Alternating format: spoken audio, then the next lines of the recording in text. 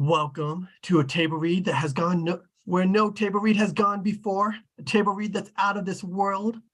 Star Trek II, The Wrath of Kahn. And let me introduce you to the great cast that we have reading this tonight. It is, in my upper corner, Angel Peterson. Hi, I'm Angel, and I'm going to be Bones, and for part of it, David. Yeah. Thank you for that. All right. And this intro at the beginning, we're going to try and do where we talk a little bit more about ourselves so we can get straight into the discussion afterwards. So do you want to say what else you do and where they can find you? I wasn't ready. You can find me ACDP. Yeah. Just kidding. Go ahead. Angel CDP. Angel CDP at what, Instagram stuff. So yep. I'll help her out. You do screenwriting. She's writing on something right now. She does editing, a little color correction and video correction, modification, screen replacements and stuff. Yeah, good. All right. And Jacob Patrick, jacobpatrick.com. Some screenwriting, but a little writing, little directing. And that's me. And I'll be playing David for most that I'm here. And next we have Roxane. Roxane Armstrong. I'm from Central Alberta. I'm an actor here in Central Alberta. Most recently flexing my muscles in the old improv arena. I can be found, flex away. I can be found on Facebook as Roxane Armstrong and on Instagram as Roxane. And today I'm reading Savick and a whole schwack of other little parts. Wonderful, thank you. And we have Erin Lillis. Hi there, I am Erin Lillis. I am a voice actress. You can find me at erinlillis.com. I just recently changed my Instagram handle and my TikTok handle, so I am now Erin B. Lillis on both of those. And still Raby13 for the time being on Twitter. That's where you can find me. And moving on. Moving on up. Next we have Heather Lee Cameron. My name is Kahn. Oh, I'm sorry. I apologize. My name is Heather Lee Cameron. I am an actor. I am a writer. I am an independent filmmaker and a family history research student from Lethbridge, Alberta, Canada. You can find my work on Facebook under Heather Lee Cameron, creative artist, Heather Lee Freelancer, and The Stormin Latter-day Saint on YouTube. All my personal links are on that channel. And I'm just excited. I get to play Kahn Noonien Singh, one of the greatest villains in Star Trek history. Indeed. Looking forward to that. I'm a little scared, but I'm looking forward to it. Next, we have Vicki Dykes. Hello, I'm Vicki Dykes. I'm an actress in Central Alberta. I'm pursuing voice acting. I've been part of an improv group since 2017 called Improv Jelly. And I have decades of experience with live theater, but I'd love to get into film. You can find me on Instagram, YogaGramma7, and I'm on Facebook under the name Vicki Dykes. And tonight I will be Chekhov, Jeddah, and Sulin. Sweet. I'm a little jelly of the improv name. Next, we got Kat. Hi there, I'm Kat Wilson. I live in Gig Harbor, Washington. And tonight I'll be playing Dr. Carol Marcus, as well as some smaller roles, Computer, Lieutenant Kyle, Preston, and Crew Chief. I keep a pretty low social media profile, but you can find me reading Shakespeare with 2 households in Fair Corona on Facebook. Wonderful. And we have, welcoming back, Morgan Toll. Hey guys, I am Morgan. I am a SAG-AFTRA voice actor from Los Angeles. I'm also the talent partnership executive at streamily.com. I'm currently working on a really cool project, which is part of my favorite franchise of all time. And I'll be excited to share that when I'm allowed to. And you can find me on Instagram at Morgan Elizabeth Toll. Very, very exciting. Can't wait to hear when you can talk about it. Until then, we'll go next to Ashaki. Hi, everyone. I am Ashaki Ayoka. I am a voice actor, writer, and engineer. You can find me on all the socials at Ashaki Ayoka and at my website, ashakiayoka.com. Today, I will be playing the legendary and the iconic Uhura, and also I'll be playing Carol. All right. Thank you. And Thank you, thank you. Jacob, before we start, I'd like to say that first contact is tomorrow. It is April 5th, 2063, and we're only in 2023, but we still celebrate First Contact Day. So happy First Contact Day tomorrow. It's iconic that we're reading a Star Trek script today. Yes, planned appropriate too, timing. What? We planned that. Oh, is that what we put it? Yeah, why we Yeah. did this day? All right. Yeah. We try and do stuff like that when the script we're reading is associated or appropriate to some other date. We try and time them that way. So thank you for bringing that up, Angel. Thank you for reminding us that it was on there and planned for that.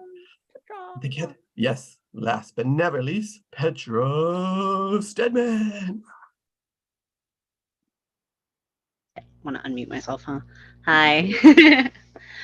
So, Petra Stedman, actress, writer, at the moment, freelance proofreader, which has been, I got my hands on a really interesting project, which I absolutely know I'm not allowed to talk about, but I'm having a blast reading it.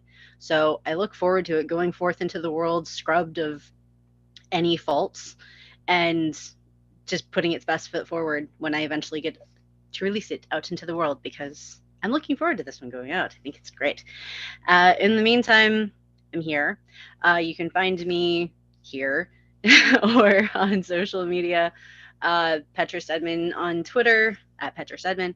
I am Petrapedia42, woefully cryptid status basically now on Instagram. I'm on there so infrequently and not doing what I was originally going to do with it, but that's okay. And in the meantime, what am I doing tonight? I know I'm reading action descriptions. I somehow did not get the computer voice, even though I'm like the Kobayashi Maru voice and the intercom voice and the Enterprise voice. I'm like, I feel cut off a little bit. I don't get to do like awesome computer robotic voice or something. I feel a little bit, Jacob, you let me down just a little bit. It's okay. I could have had all of the voices, all of them, and you deprived me of one. It's all right, incomplete. everyone, we're gonna all take the day off. This is gonna be the Petra show. Oh, please. Okay, so looking forward to this one. And in the meantime, yeah, this is gonna be interesting. Completely actually forgot that this was the movie and not just an episode of the show. So I was like, oh, right. Okay. Instantly adjust timeline budget by about 4 and we're good to go. And I'm looking forward to cracking into this one. It is my bestie's favorite. And yeah, so I hope I do it justice for her. So I'm sure you will. And just as for the other viewers out here, some people took on some massive roles at the very, very last minute. So this is a cold read for them. There hasn't been much preparation. So you'll see how great they are even under that, let alone if they got to prepare a ton. So with that, we shall get started by sharing the script to read along. Does anybody want to do like a little intro to who Kahn is before we start this story? Thank you for bringing that up, Erin. That probably makes sense. I wonder if Heather can explain. briefly, though. we have several hours, no doubt, of after discussion. I have no doubt this is going to devolve I think Heather rapidly into like the simping fangirl Star Trek movement, and that's fine too. But briefly, Heather, briefly. So yes, briefly. This is a long if you're not there at the moment, then we'll start the timer. Erin, you want to give us a quick rundown? Sure, because it looks like Heather has to come back. Heron is who we are together. Yeah, so there was an episode of Star Trek where they the original series where they found a ship with a bunch of sleeping people on it, and it turns out they were all these like dictators who had been like genetically altered to be stronger, better humans, and one of them was Kahn, who happened to be a dictator of a number of continents. And I think they were all dictators. I don't know. Heather could probably tell me. And they found him, they woke him up, Kahn took over their ship, and then Kirk, who was like, you know what, you're a bad guy, but you're like a really intelligent bad guy. I'm going to give you this uninhabited planet to like go ahead, live on it, take your people and, make it your own planet. You guys are super awesome and you're strong and you're dictators. I'm sure you can figure it out. Instead of going to prison planet, you're going to go here to this planet and make it your own. Then this movie comes out later. Perfect. Perfect. Thank you, Erin. You're welcome. Thank you. That helped. All right. I didn't know. We don't have Heather back yet. To the best Is of my it- knowledge, she doesn't show up right away though. So That's what I was gonna. I believe we have some time afore she arriveth. Age first, sweetie. There you go. Instead of age so before it's beauty, 20. it's age before vowels. So there you go. So yeah, Oh. we got some time. All right, so we'll get started. Having seen this Alright. movie once, like 14 years ago, and I'm like, I'm pretty sure we still have a couple pages before he shows up. Pascal. Oh, sorry. Oh, I was like, stop. Got the All Canadian. right. Sorry, that's story me in there. yelling at my dog. Little Apologies. aliens on the floor. All right, fun. Petra, take us away. Okay, make it so. Number 1, Star Trek II: Wrath of Khan by Harvey Bennett. Participating writers Jack B. Sowards and Samuel A. Peoples. Main title sequence to be designed. Fade in. Black. Absolute quiet. Sound bleeds in. Low-level background. Noises of Enterprise bridge. Clicking of relays. Minor electronic effects. We hear a female voice. Captain's log, stardate 8130.3. Starship Enterprise on training mission to Gamma Hydra. Section 14, coordinates 2287-4. Approaching neutral zone. All systems functional. Interior Enterprise bridge. As the angle widens, we see the crew at station. Screens and visual displays are in use. Commander Sulu at the helm, Commander Uhura at the comm console, Dr. Bones, McCoy, and Spock at his post. The captain is new and unexpected. Lieutenant Savick is young and beautiful. She is half Vulcan and half Romulan. In appearance, she is Vulcan with pointed ears, but her skin is fair, and she has none of the expressionless facial immobility of a Vulcan. Leaving section 14 for section 15. Project parabolic course to avoid entering neutral zone. Aye, Captain. Captain, I'm getting something on the distress channel. Minimal signal, but something. Can you amplify? I'm trying. Course change projected. It's an emergency distress call. On speakers. Imperative. This is the Kobayashi Maru. 19 periods out of Altair 6. We have struck a gravitic mine and have lost all power. Our hull is and many casualties. This is the Starship Enterprise. Your message is breaking up. Give your coordinates. Repeat. Enterprise, our position is Gamma Hydra Section 10. In the neutral zone. Hull penetrated. Life support systems failing. Can you assist us, Enterprise? Can you? Breaks up. Data on Kobayashi Maru. Tactical. Tactical on screen.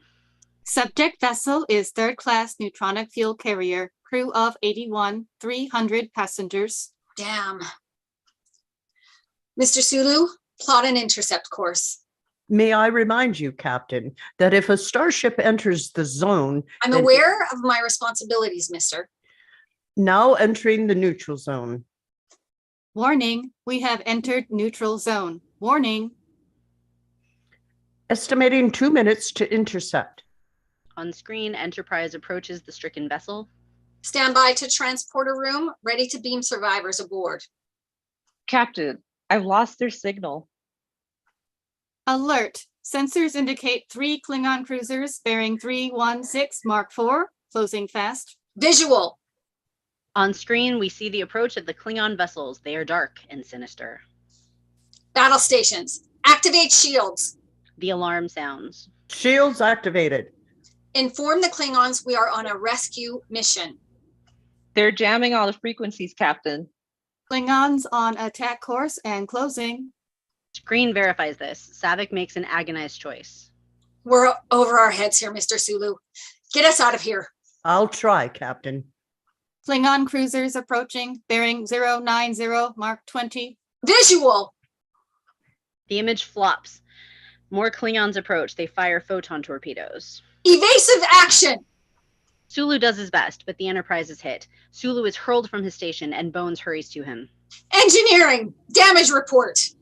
Main energizer hit, Captain. Engage auxiliary power. Prepare to return fire. The bridge takes another hit, a big one. In its wake, there is a second electrical explosion along the communications panel. Uhura falls from her station. Bones rushes to her side amid the smoke and alarms. Shields collapsing, Captain. Captain, we're losing auxiliary power. Fire all phasers. No power to the weapon system, sir. Another hit, reverberating flashes of spark and flame on the bridge. Spock dies. Bones comes to him, but even as he coughs his way through the smoke, a final hit and Bones falls. The room is smoke-filled and a shambles. Saavik looks about in shock. Captain, it's no use. We're dead in space. Saavik digests this for a painful minute, then touching a comm button. Activate escape pods. Send out the log buoy. All hands abandon ship. Repeat, all hands. All right, open her up. There's a loud clanging and full-shot Enterprise bridge. The sidewalls of the bridge slide apart, revealing a lighted room beyond. Through the opening strides Kirk. He stops, surveys the shambles, and shakes his head. Any suggestions, Admiral? Prayer, Mr. Saavik. The Klingons do not take prisoners. Captain? Trainees to the briefing room. Sulu awakens with a grin. Uhura straightens herself demurely. The trainees head towards the distant room. Spock rises and leaves. Bones remains on the floor, head propped in his hand whimsically. Physician, heal thyself. That's all you have to say? I'm not a damn critic. Bones rolls his eyes and rises. Kirk sees Saavik, who has not moved. Well, Mr. Saavik, are you going to stay with the sinking ship? Permission to speak candidly, sir. Very well. I don't believe this was a fair test of my command capabilities. And why not? Because there was no way to win. A no-win situation is a possibility every commander may face. Has that never occurred to you? No, sir, it has not. How we deal with death is at least as important as how we deal with life, wouldn't you say? As I indicated, Admiral, that thought had not occurred to me. Then you have something new to think about. Carry on. She stays at attention. Wouldn't it be easier to put on experienced crew back on the ship? They'll learn. Galloping about the cosmos is a game for the young, Doctor. He leaves and they look at each other. What is that supposed to mean? Hold on, Saavik. Interior corridor outside the simulator room, day. Kirk rounds the corner and sees Spock leaning against the wall. Aren't you dead? Spock almost smiles. I assume you are loitering here to learn what efficiency rating I plan to give your cadets. I am understandably curious. They walk together. They destroyed the simulator room and you with it. The Kayabashi scenario frequently wreaks havoc with students and equipment. As I recall, you took the test 3 times yourself. Your final solution was, shall we say, unique? It had the virtue of never having been tried. Yours was not a solution which would have occurred to a Vulcan mentality. So you said at the time. Speaking of which, your protege's first rare, a trifle emotional? She's $500,000, Jim. The admixture makes her more volatile than me, for example. Than you. Yes, I see that. By the way, thank you for this. He lifts the book. I know of your fondness for antiques. It was the best of times. It was the worst of times. Message, Spock. None of which I am consciously aware, except, of course, happy birthday. Surely the best of times. Kirk looks around uncomfortably, overlaps. Where are you off to now? The Enterprise. I must check it before your inspection. And you? Home. Spock studies him. Something oppresses you. They are old friends. Something. He steps into a turbo elevator. The doors close as Spock watches, wiping the scene. Exterior deep space near SETI Alpha 5. In foreground is the USS Reliant, an older, somewhat battered starship of the Enterprise class, with a slightly different configuration. Reliant approaches an inhospitable-looking yellow planet, SETI Alpha 5. Starship log, stardate 8130.4. This report classified most secret.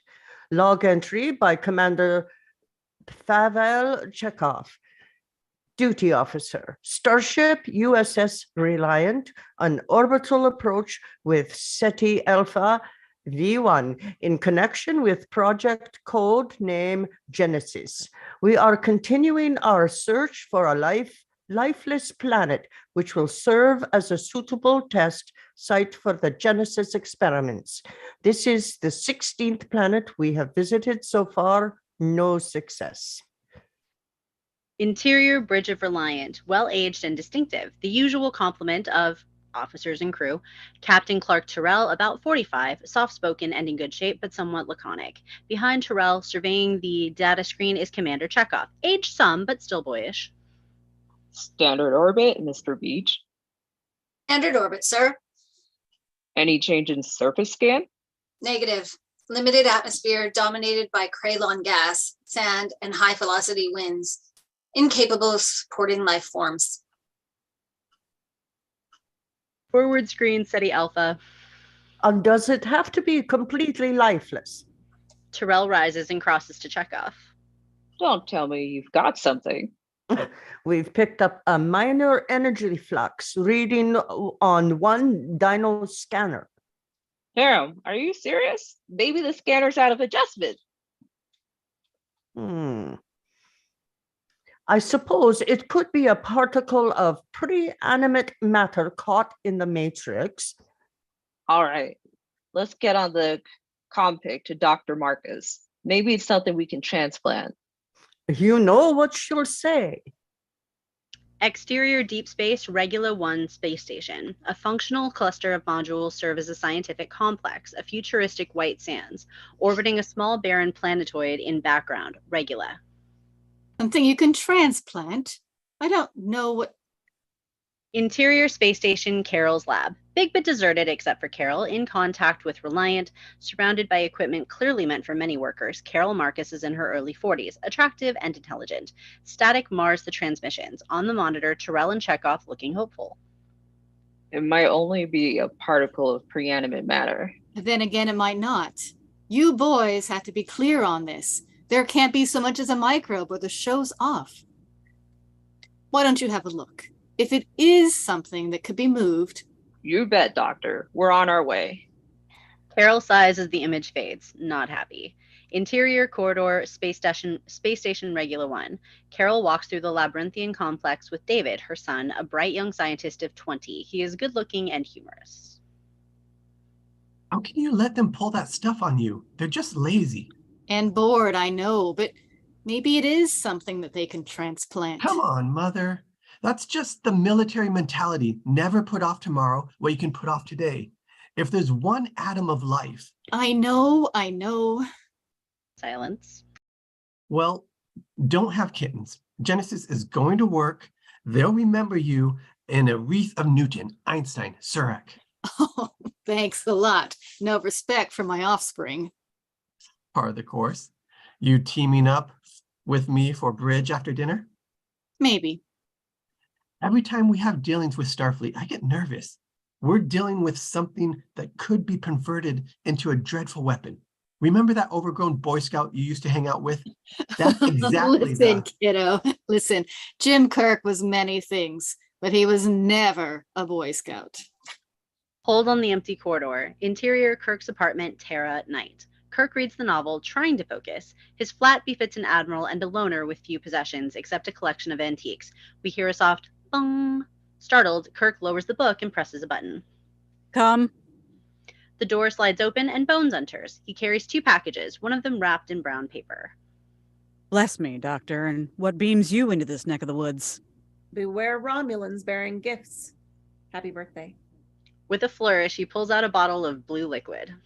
Romulan ale! Bones, you know this stuff is illegal. I only use it for medical purposes. Don't be a prig. 2283. Takes the stuff a while to ferment. Gimme.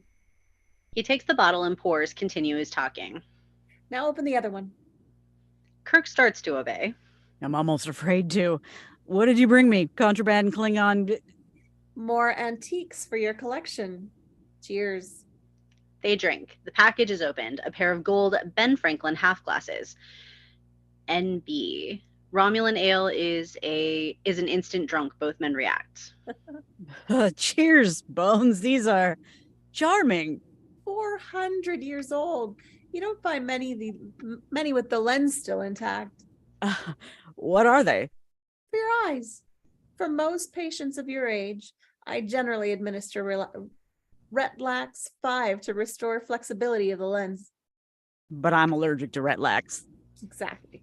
Happy birthday. He toasts. Kirk is unsure how they work. Slide them down your nose. Now look at me over the top. And you read printed matter through the bottom. Amazing. I don't know what to say. Say thank you. Thank you. An awkward silence. Damn it, Jim. What the hell's the matter? Other people have birthdays. Why are we treating yours like a funeral? Bones, I don't want to be lectured. What do you want?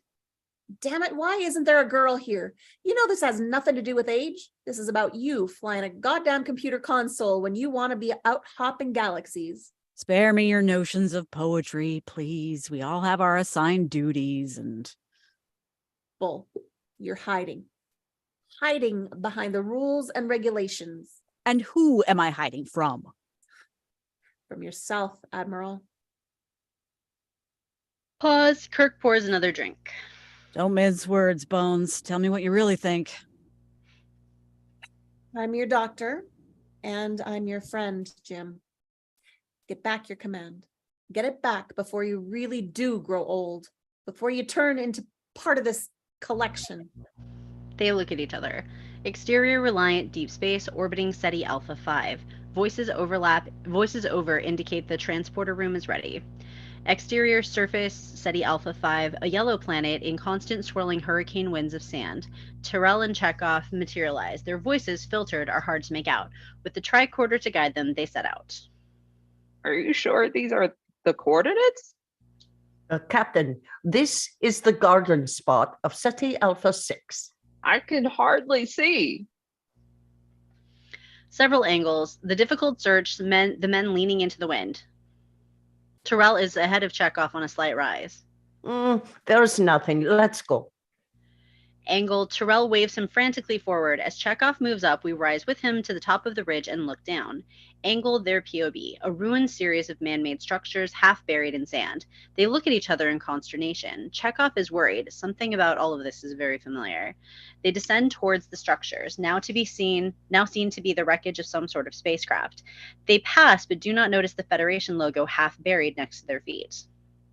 They look like cargo carriers.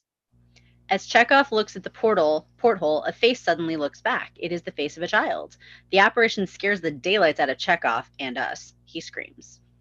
Oh, what is this? What is it? He comes clumsily over. Oh, a face. I saw. It was like a child. He points. The porthole is empty. You're crazy. I saw it.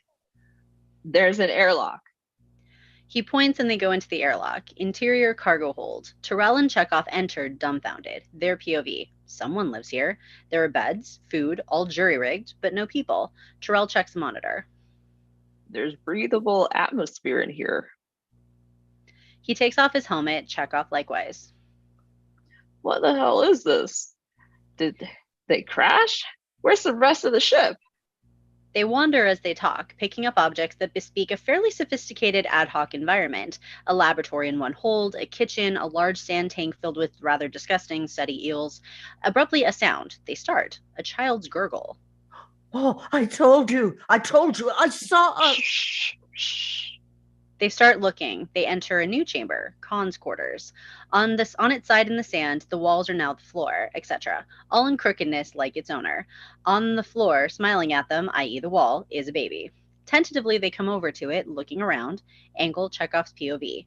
Lethal-looking odd swords on one wall, a bookshelf, camera pans by 20th century volumes, Moby Dick, King Lear, the Holy Bible, and a seatbelt dangling with the name Botany Bay. Chekhov mouths the words softly at first and then aloud. Oh, Botany Bay. Oh, no. What's the matter? Chekhov runs, tries to get his helmet on, tries to drag Terrell. Captain, we've got to get out of here. Oh, now. Damn, hurry. Terrell catches his urgency. But the child. Oh, never mind. Hurry. Exterior cargo hold airbay. Terrell and Chekhov emerge helmeted and then stop dead. Angle their POV. A ring of suited figures has them surrounded. Interior Reliant the bridge. Mr. Beach, the duty officer, stands looking at SETI Alpha 5 on the forward screen. Try again. Starship Reliant to Captain Terrell. This is Lieutenant Kyle. Will you please respond, Captain? Captain Terrell, please respond. Nothing. Let's give them a little more time. Interior cargo hold SETI Alpha 5. Terrell and Chekhov are held by 4 strong men. They seem to be waiting. One of the men is Yoshim. Out of the airlock steps a tall masked figure. A moment of suspense as Terrell and Chekhov watch, terrified. The mask is peeled back. Kahn. Kahn is startled by the recognition, comes over and examines Chekhov and Terrell.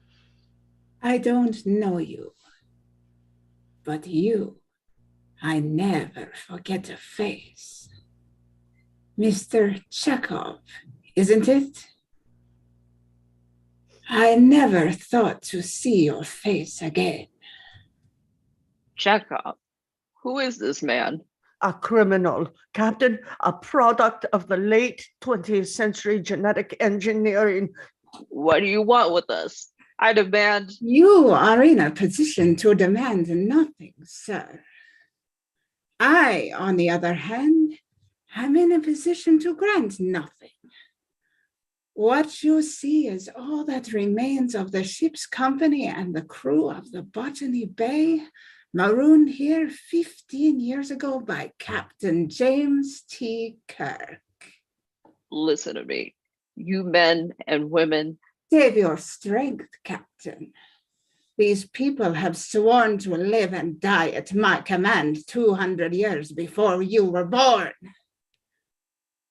Do you mean he never told you the tale? To amuse you, Captain? Never told you how the Enterprise picked up the Botany Bay lost in space from the year 1996, myself and the ship's company in cryogenic freeze? I've never even met Admiral Kirk. Admiral? He didn't tell you how Admiral Kirk sent 70 of us into exile on this barren sand heap with only the contents of this cargo base to sustain us? Oh, you lie. Oh, on SETI 5, Alpha 5, there was like... This is SETI Alpha 5?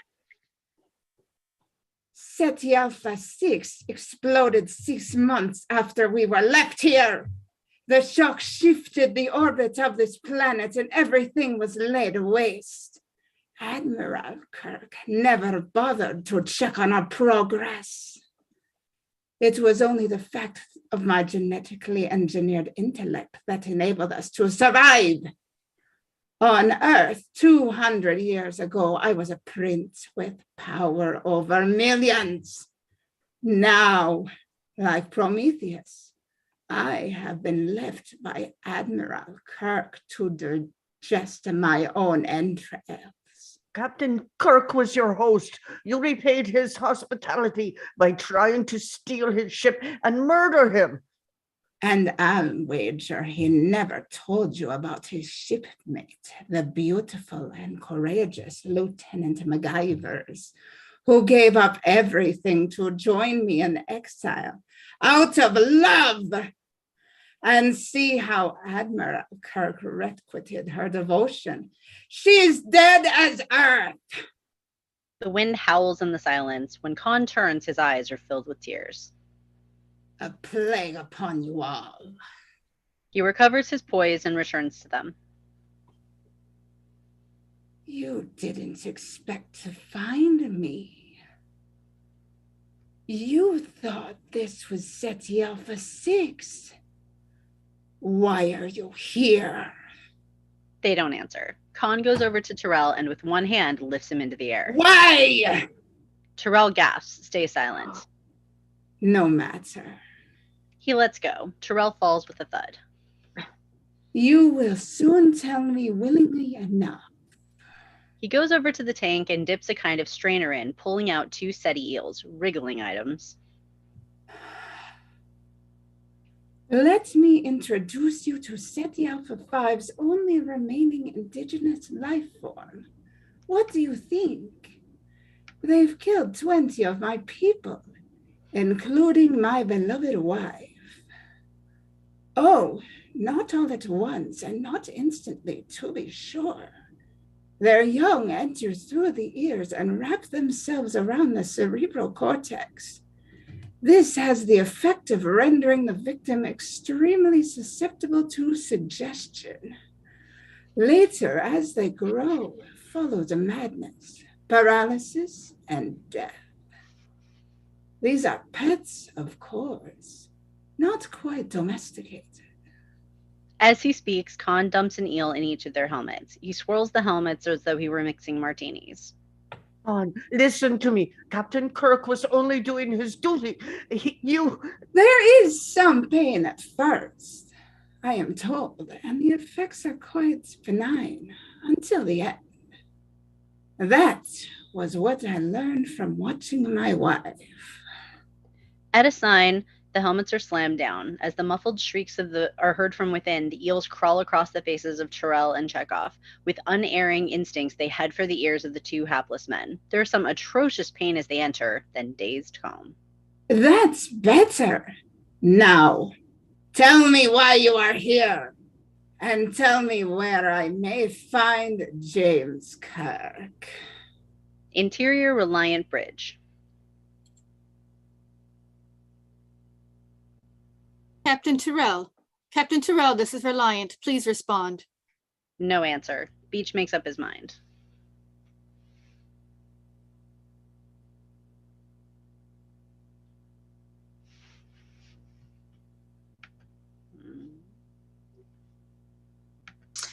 Mr. Kyle, muster a landing party with full arms. Alert the transporter room. We're beaming down. He heads for the door, but is stopped by Reliant, this is Terrell. Respond, please. This is Reliant. Clark, are you all right? fractional pause.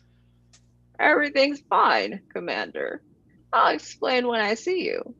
Oh, by the way, we're bringing several guests aboard. Prepare to beam up on my next signal. Terrell out. Beach and Kyle look at each other. Guests? Maybe we are transplanting something. Exterior orbiting space dock area, Terra feature stock. A space shuttle moving towards us. Interior space shuttle, a new composite. Bones, Sulu, Uhura, and Kirk, who sits reading. Through the windows, we can see this approach to the Starship Enterprise. Kirk looks up and nods. Sulu activates a comm button. Enterprise, this is Admiral Kirk's party on final approach. Enterprise welcomes you. Prepare for docking.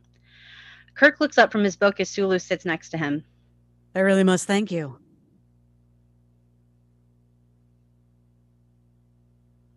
I am delighted. Any chance to go aboard Enterprise, however briefly, is always an excuse for nostalgia. I cut your new orders personally. By the end of the month, you'll have your first command, USS Excelsior. Oh, thank you, sir. I've looked forward to this for a long time. You've earned it. But I'm still grateful to have you at the helm for 3 weeks. I don't believe these kids can steer. Sulu laughs.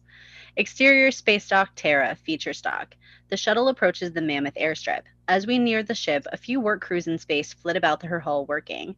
Exterior Enterprise, feature stock. The shuttle makes its way to the docking lock of the mothership and settles in place. Interior Enterprise docking bay. A reception group awaits, led by Captain Spock. Savick stands at his side, in company of the trainee crew. Also present, Chief Engineer Mr. Scott, and members of his staff in their distinctive uniforms. Docking procedure complete. Prepare for Admiral's inspection. Group comes to attention. Open the airlock. The doors open. Kirk and his staff are piped aboard by an electronic version of the boatswain's traditional whistle. Excuse me. Kirk salutes the Federation symbol and steps forward to exchange salutes with Spock. Permission to come aboard, Captain? Welcome aboard, Admiral. I believe you know my trainee crew. Certainly they have come to know you. Yes, we've been through death and life together. Saavik stiffens slightly. Humor is not her forte. Mr. Scott, you old space dog, you're well? I had me a wee bout, but Dr. McCoy pulled me through. Oh, a wee bout of what, Mr. Scott? Uncomfortable, Scotty exchanges a glance with Bones.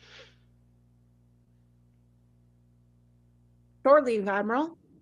Ah, He stops before a bright-faced 14-year-old, standing so stiff he looks like he'll break in an engineer's uniform. and who is this? Midshipman First Class, Peter Preston, engineer's mate, sir. A big salute. Kirk is amused, returns the salute. Your first training voyage, Mr. Preston? Yes, sir. I see. Well, shall we start with the engine room? He moves, followed by his staff. I believe you'll find all in order. We'll see you on the bridge, Admiral. Very good, Mr. Spock. Kirk and party leave. Camera pushes in on Spock and Saavik. He's not what I expected, sir. What did you expect, Lieutenant? He's very human. We can't all be perfect, Saavik. You must control your prejudices and remember that as a Vulcan, as well as a Romulan, you are forever a stranger in an alien land.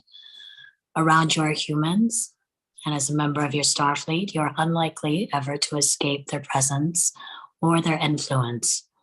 You must learn to tolerance in addition to all else I have taught you. Tolerance is logical. Saavik is humbled. As always, my mentor. Company dismiss. Interior Enterprise engine room looking down. The inspection party dwarfed by the size. Silence as Kirk looks around, runs a finger for dust, etc. Scotty, his team, and Preston stand at attention. Angle floor of engine room, featuring power room separated by glass from the rest of the facilities. I'm not going to say it, sorry. Bones, Sulu, Uhura, and some trainees watch as Kirk inspects one console, clearly the responsibility of the bursting midshipman Preston. I believe you'll find everything shipshape, Admiral. Oh, do you? Have you any idea, Midshipman Preston, how many times I've had to listen to Mr. Scott on the comm telling me his troubles? Have you any idea the ribbing I've had to endure in the officers' mess to the effect that the Enterprise is a flying death trap? Oh, no, sir. This is the finest engine room in the whole star. The repressed grins of the others and a smile on Scotty's face tell Preston he's being had. He stops, confused. If the Admiral can't see the facts for himself, then with all due respect, he's as blind as a Tiberian bats. Sir. Approving laughter. Kirk looks amused. Midshipman, you're a tiger. My sister's youngest, Admiral. Crazy to get to space. Every young boy's fancy. I seem to remember it myself. Very well, Mr. Scott. Are your engines capable of handling a minor training cruise? Give the word, Admiral. Mr. Scott, the word is given. Aye, sir. He moves off, followed by Preston, who gives one last salute as Kirk leaves, followed by Bones. What about the rest of the inspection, Admiral? The inspection will continue once we're underway, Doctor. They step into the turbolifts. Interior Enterprise bridge, the real one, no doubt. Camera reveals the maze detail. Winking and blinking displays, all hands at stations.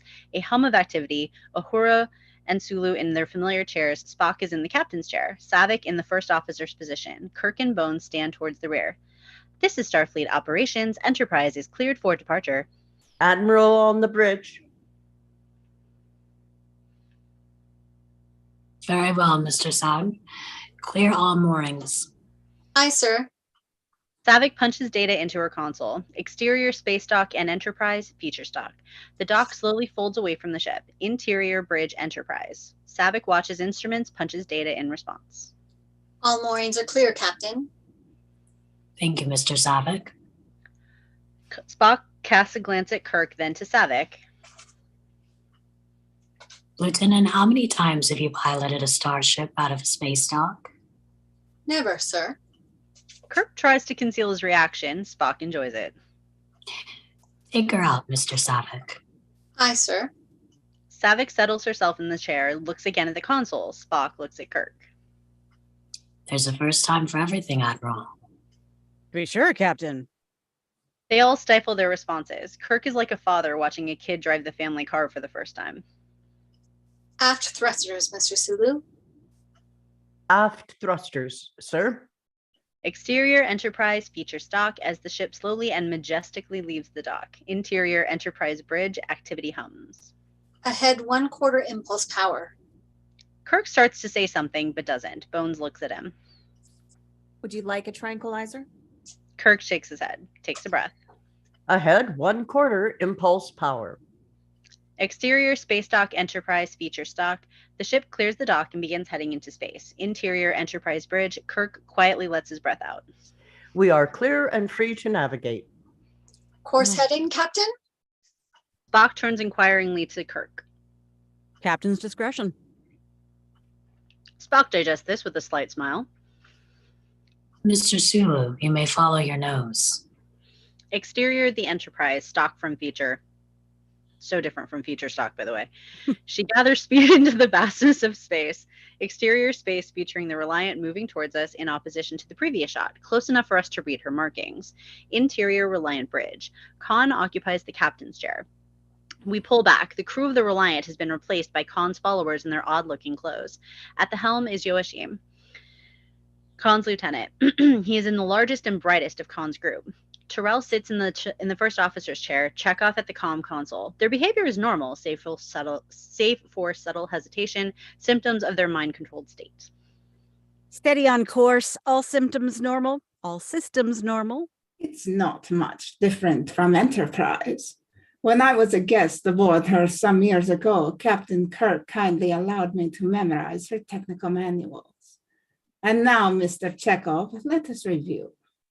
You say you have no details of Project Genesis? Beyond what I told you, sir, it is classified information. And would Admiral Kirk have access to such information? I would think so, sir. He's on the fleet general staff. Then to whom do you report directly regarding Genesis? To Dr. Marcus, the civilian director of the experiments on Space Laboratory Regular 1. I see. Helmsman? May I speak? We're all with you, sir, but consider we are free. We have a ship and the means to go where we will. We have escaped permanent exile on SETI Alpha 5. You have proved your superior intellect and defeated the plans of Admiral Kirk. You do not need to defeat him again. He tasks me. He tasks me, and I shall have him. I'll chase him around the moons of Nibia and around the Antares maelstrom and around perdition's flames before I give him up.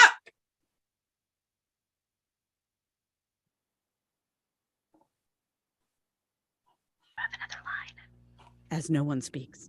Prepare to alter course for Space Station Regular 1. Exterior Space Station Regular 1. Interior Carol's lab, huge and busy. Among the scientists going about their tasks are Jeddah, a Deltan, March, thin and intense, Madison, black, easygoing. They are all young and earnest. Carol and David huddle over a computer console.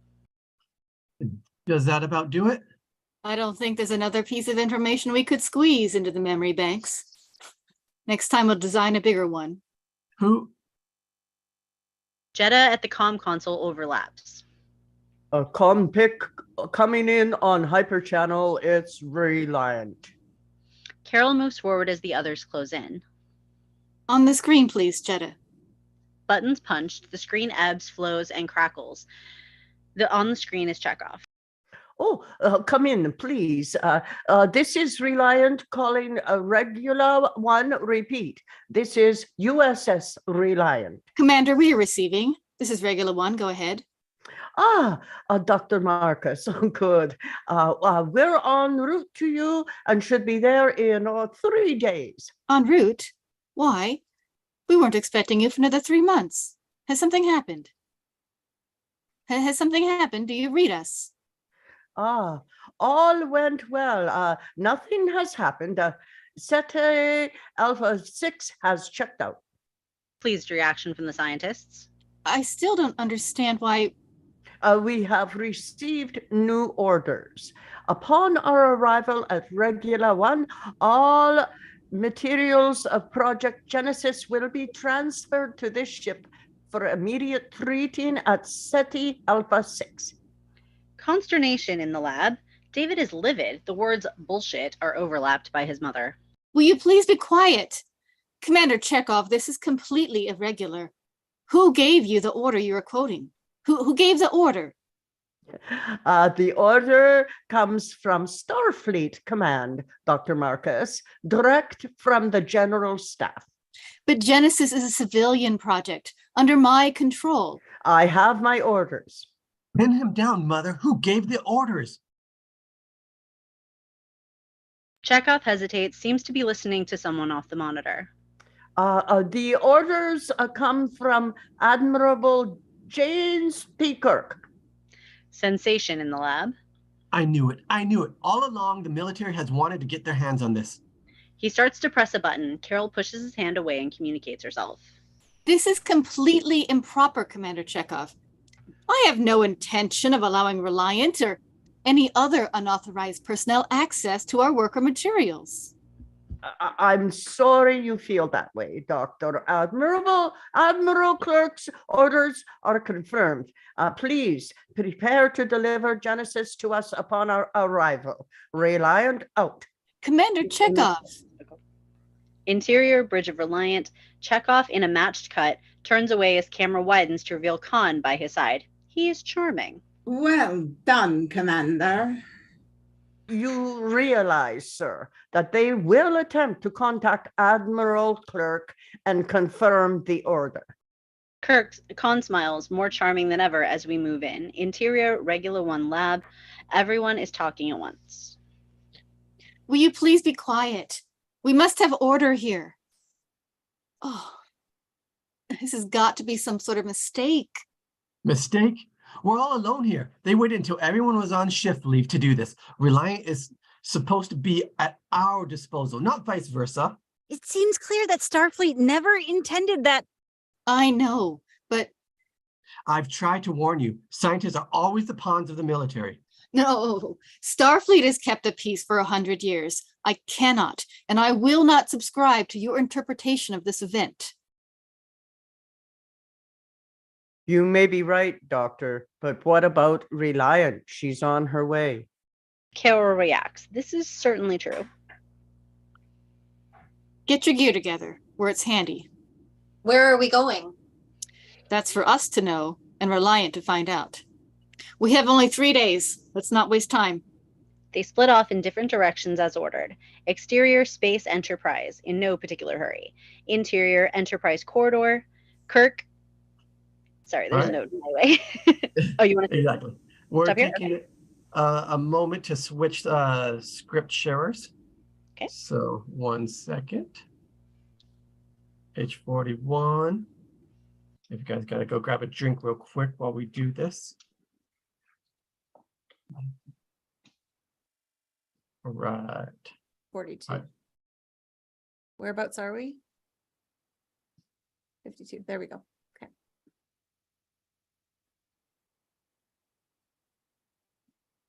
Interior, Enterprise Corridor. Kirk waits for the turbo lift, which opens at last. As he gets in, Hold, please. Kirk holds and Saavik dashes in. She's surprised to see him.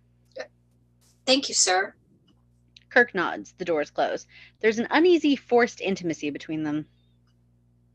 Lieutenant, are you wearing your hair differently? It's still regulation, Admiral. She reaches out and touches a button. The lift stops. May I speak, sir? Lieutenant, self-expression does not seem to be one of your problems. I wish to thank you for the high efficiency rating. You earned it. I did not think so. You're bothered by your performance on the Kobayashi Maru? I failed to resolve the situation. There is no correct resolution. It is a test of character. May I ask how you dealt with the test? You may ask, Lieutenant. She stares. That was a little joke. Humor. That is a difficult concept. It is not logical. We learn by doing, Lieutenant. Oh, she's a laugh a minute. Kirk pushes the button, the elevator starts. You want my advice?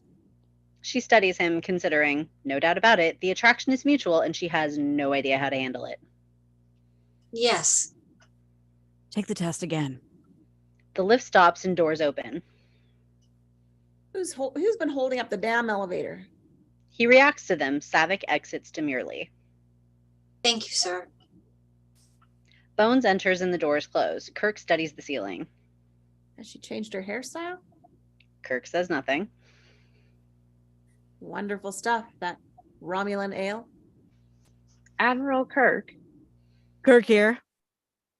I have an urgent comm pick from Space Lab Regula 1 for the Admiral, Dr. Carol Marcus. In my quarters, Uhura.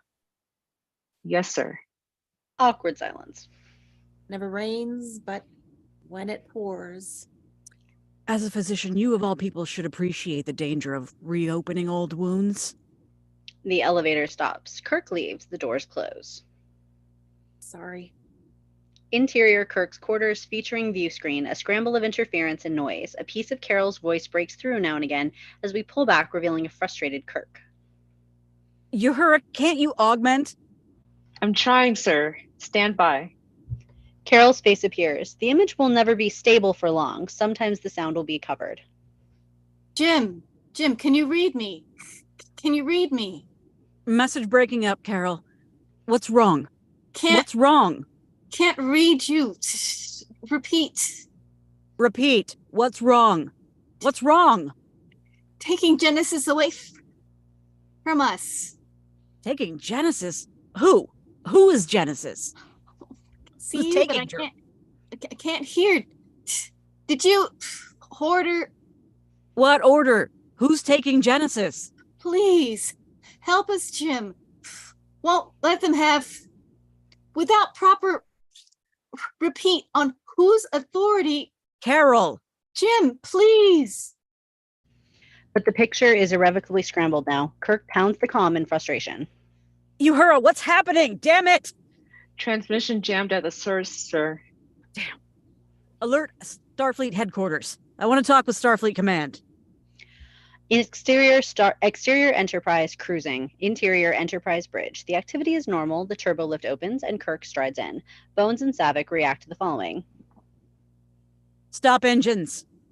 Stop engines. They look wonderingly. Kirk takes a breath. An emergency situation has arisen. By order of Starfleet Command, as of now, 1800 hours, I am assuming command of this vessel. Duty officer, so note in the ship's log.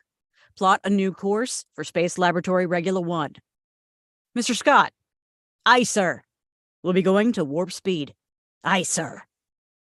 Courses plotted for Regula 1, Admiral. Engage warp engines. Prepare for warp speed. Ready, sir. Mr. Sulu, go to warp 5. Sulu does, and with a great thrust of energy. Exterior Space Enterprise. The ship accelerates and then, with an eye-filled burst, whips ahead to warp speed, disappearing. Interior Spock's quarters. Spock is in meditation as Kirk enters quietly. Spock looks up. We've got a problem. Spock raises an eyebrow. Something may be wrong at Regula 1. We've been ordered to investigate. Regula 1 is a scientific research laboratory. If memory serves. I told Starfleet all we had was a boatload of children, but we're the only ship in the quadrant. Spock, those cadets of yours, how good are they? How will they respond under real pressure? Like all living beings, Admiral, each according to his gifts. The ship is yours. That won't be necessary. Just take me to Regula 1. Excuse my presumption, but I do not agree. As a teacher on training mission, I am content to command starship.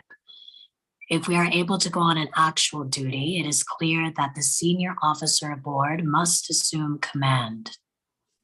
But it may be nothing. Garbled communications. Why don't you... You proceed from a false assumption. I am Vulcan. I have no ego to bruise. Kirk smiles in bemused wonderment.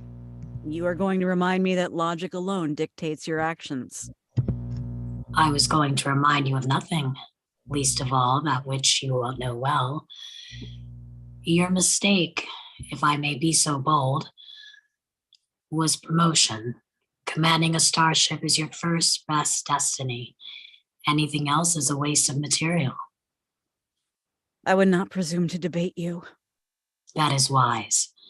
In any case, were I to evoke logic, logic clearly dictates that the needs of the many outweigh the needs of the few.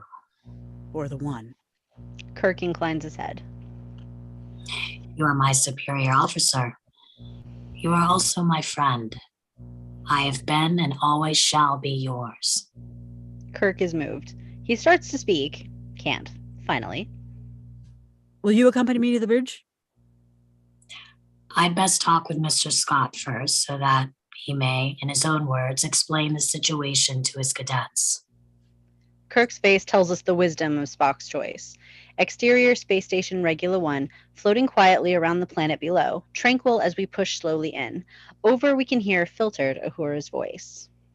Regula 1, this is Enterprise. This is Enterprise calling. Do you receive? I say. Interior Enterprise Bridge, featuring Spock and Uhura as she keeps trying. Again, this is Enterprise calling Space Lab Regula 1. Come in, please. Dr. Marcus, please respond, please. It's no use. No response from Regula 1. But no longer jammed? No, sir. No, nothing. Spock considers, moves to Kirk. There are two possibilities, sir. They are unwilling to respond. They are unable to respond. How far? 12 hours and 43 minutes, present speed. Give up Genesis, she said. What in God's name does that mean? Give it up to whom? It might help my analysis if I knew what Genesis was. Kirk looks at him, nods, rising now. Uhura, ask Dr. McCoy to join us in my quarters. Mr. Savick, take the Kahn. They start for the turbo lifts as Savick reacts. Interior Kirk's quarters. I've got the sick bay ready. Will someone please tell me what's going on? Computer, request security procedure and access to Project Genesis summary. Identify for retina scan. Kirk, Admiral James T., Starfleet General Staff, Security Class 1. The screen is suddenly busy with coded readouts and then computer graphics of retina patterns. Then it glows green. Security clearance Class 1 granted. Summary, please. More coded readouts, a red line, security scan, then over it approved in green, replaced by on-screen interior Carol Marcus's lab, Regula 1. Carol appears facing camera, not used to it. To one side stands David and behind them the lab. Angle Kirk, Spock, Bones. Carol Marcus. Yes. On screen and intercut. I'm Dr. Carol Marcus, and I'm the director of the Project Genesis team at Regula 1. What exactly is Genesis? Put simply, Genesis is a procedure whereby the molecular structure of any given matter can be restructured, changed into anything else of identical matter. DNA ILM tape accompanies AdLib. Fascinating. Wait. Stage 1 of our experiments was conducted in a laboratory. Stage 2 of the series will be attempted in a lifeless underground. Stage 3 will involve the process on a planetary scale. What follows is a computer-projected simulation of Stage 3. Please watch closely. ILM monitor sequence. It is our intention to introduce what we call the Genesis device or torpedo into the targeted area of a lifeless space body, a moon or other inert form. The device is fired, unleashing almost instantaneously what we call the Genesis effect. Particulate matter is reorganized and electrified with life-introduced results. Instead of a dead moon, a living, breathing planet, capable of sustaining whatever life forms we see fit to deposit on it. The reformed object you see represents the nearest fraction of the Genesis potential. Should the Federation wish to pursue these experiments to their logical conclusion? When we consider the problems of population and food supply, this process, the usefulness of this process becomes clear. This concludes this demonstration. Thank you for your attention. The Genesis team eagerly awaits the decision of the Federation regarding the next phase of work. The tape becomes snowy and blinks off. Kirk looks at Bones and Spock. They are stunned. It literally is Genesis. Power of creation. Have they proceeded with their experiments? The tape was made a year ago. I can only assume they've reached phase 2 by now. Dear Lord, are we intelligent enough to... Suppose this thing were used where life already exists? It would destroy such life in favor of its new matrix. It's new. Have you any idea what you're saying? I was not attempting to evaluate its moral implications, Doctor. As a matter of cosmic history, it has always been easier to destroy than to create. Not anymore. You can do both at the same time. According to myth, the Earth was created in 6 days. Watch out. Here comes Genesis. We'll do it for you in 6 minutes. I don't dispute that in the wrong hands. Would you like to tell me whose are the right hands? My cold-blooded friend? Are you in favor of these experiments? Gentlemen, this isn't a... Really, Dr. McCoy, you cannot ban the acquisition of knowledge because you distrust the moral implications of what you learn. Logic suggests... Logic? We're talking about universal Armageddon, you inhuman, bloodless... Admiral, sensors indicate a vessel in our area closing fast. What do you make of her? It's one of ours, Admiral. It's Reliant. What's she doing here?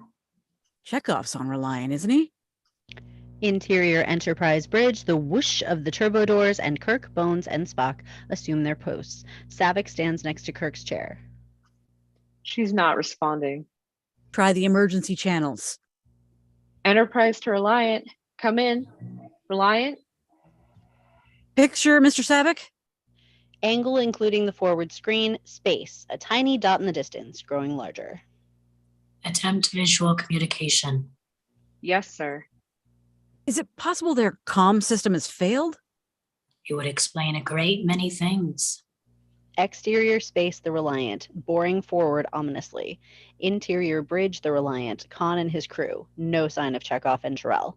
On Kahn's screen, the Enterprise grows larger.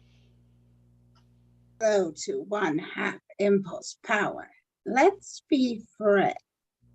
Slowing to 1/2 impulse. They're requesting visual communication, sir. Let them eat static.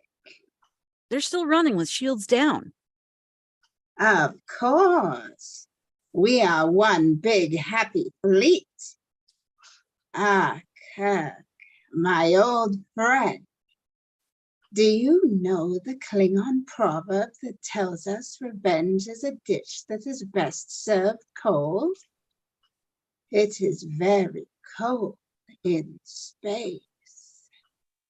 Interior Enterprise bridge. Reliant in our section, this quadrant, sir, and slowing. Visual. Visual of Reliant appears. Sir, may I quote General Order 12 on the approach of any vessel when communications have not been established? Lieutenant, the Admiral is aware of the regulations. Aye, sir. Damn peculiar. Yellow alert. Energize defense fields. Alarm sound. The light on the bridge dim in the soft reddish glow of battle illumination. Additional crew troop in to man baking consoles. I'm getting a voice message. Wait, short range band. They say their chambers coil is shorting their comm system. Spock? Scanning. He steps to his station. Exterior space. The two ships are very close, barely moving as they inch towards each other. Interior Reliant bridge. They still haven't raised their shields. Kahn is half out of his seat, sweating with anticipation. Careful, not all at once. The engine room. Lock on target and prepare to fire. Locking phasers on target. Computer graphics monitor, crosshairs on Enterprise. Big screen. Interior, Enterprise bridge, favoring Spock. He reacts to his blue lit scope. Their coil emissions are normal. Wait, their shields are going up. They're locking phasers. Raise shields. Energize phasers. Stand by to... But the entire bridge is rocked by a shock impact. Some of the crew are sent flying. Exterior space. Reliant firing phasers at Enterprise. A hit in the rear of the engine room area, debris flying off into the void. Interior Enterprise engine room. An explosion rips through the facility, sending yellowish green gas hurtling down the long facility towards us. Crewmen are hurled through the air, screaming. Angle the great auto doors. Roll close, sealing off the damaged tail section, sirens shrieking. Angle the trainees, terrified, scramble to get out amid the deadly yellowish green smoke, the cries. Angle on Scotty, trying to rally them. Respirators! Get back! Use your respirators! As he puts his own respirator on, as do some of the veterans. Preston dons his respirator and stays. High angle engine room. The angle we saw during inspection. The trainees, in panic amid the gas, crawl over each other trying to get out. They scramble over each other's shoulders in their efforts to escape, screaming and shouting. Interior Enterprise bridge. The bridge is slowly righting. Crew members getting back to their stations. On speaker, we hear the cries and shouts from the engine room. Mr. Sulu, the shields! Trying, sir. Medical alert. Engine room. Bones dashes out. I can't get power, sir. Scotty! Scotty's voice is faint, drowned out by the screams and cries of a dozen intercom systems. Uhura, turn off those damn channels! Uhura does. There's a dead silence. And then... Mr. Scott on discreet. Scotty, let's have it. Interior engine room favoring Scotty. Behind, the crew chief and a few others work feverishly in respirators. Scotty in respirator with a throat mic that filters his voice. Just hanging on, sir. Main energizer's out. Interior Enterprise bridge. On-screen computer graphics, red flashing lights indicate damaged areas. Spock steps up to Kirk, evaluating the display. They knew just where to hit us. Who? Who knew just where to hit us, and why? One thing is certain. We cannot escape on auxiliary power. Visual. Mr. Sulu, divert anything to the phasers. Everything. Too late. On visual screen, photon torpedoes approach. Hang on! The bridge is shaken badly. Screens go dark, fires spark and erupt, alarms and sound full. Crew personnel try to put out electrical fires, help the fallen. Exterior space Reliant circling Enterprise. Interior Reliant bridge favoring Kahn at dash. The glow of the off-screen screens and battle illumination highlighting the passion in his eyes. Interior Enterprise bridge. The firefighting continues. Scotty, what's left? Just the battery, sir. I can have auxiliary power in a few minutes. We don't have minutes. Can you give me phaser power? A few shots, sir. Not enough against their shields. Who the hell are they? Admiral, Commander Reliant is signaling. He wishes to discuss terms of our surrender. There is a moment. Kirk looks around the battered bridge and his eyes meet Spock's and Savik's. On screen. Admiral. Do it while we have time. All eyes go to the screen. After momentary visual confusion, Kahn's face appears, smiling. Kahn! Who? You still remember, Admiral. I cannot help but be touched. Of course, I still remember you. What is the meaning of this attack? Where is the crew of the Reliant? Surely I have made my meaning plain. I mean to avenge myself upon you, Admiral. I've deprived your ship of power, and when I swing around, I mean to deprive you of your life. Exterior space. We can see Reliant making a large arc as she prepares to come back for another round. Interior Enterprise bridge. But I wanted you to know first who it was who had beaten you. I, Kahn, Noonien Singh, the eagle you attempted to cage forever. Kahn, listen to me. If it's me you want, I'll have myself beamed aboard. All I ask is that you spare my crew. That is a most intriguing offer. Typical, I must say, of your sterling character. Let me think. Exterior space. Reliant continues her slow arc. Interior Enterprise Bridge. I make you a counterproposal. I will agree to your terms if, in addition to yourself, you turn over to me all data and material regarding the project called Genesis. Reactions from Spock and Kirk. Genesis? What's that? Don't play with me, Kirk. My hand is on the phaser control. Give me some time to recall the data on your computers.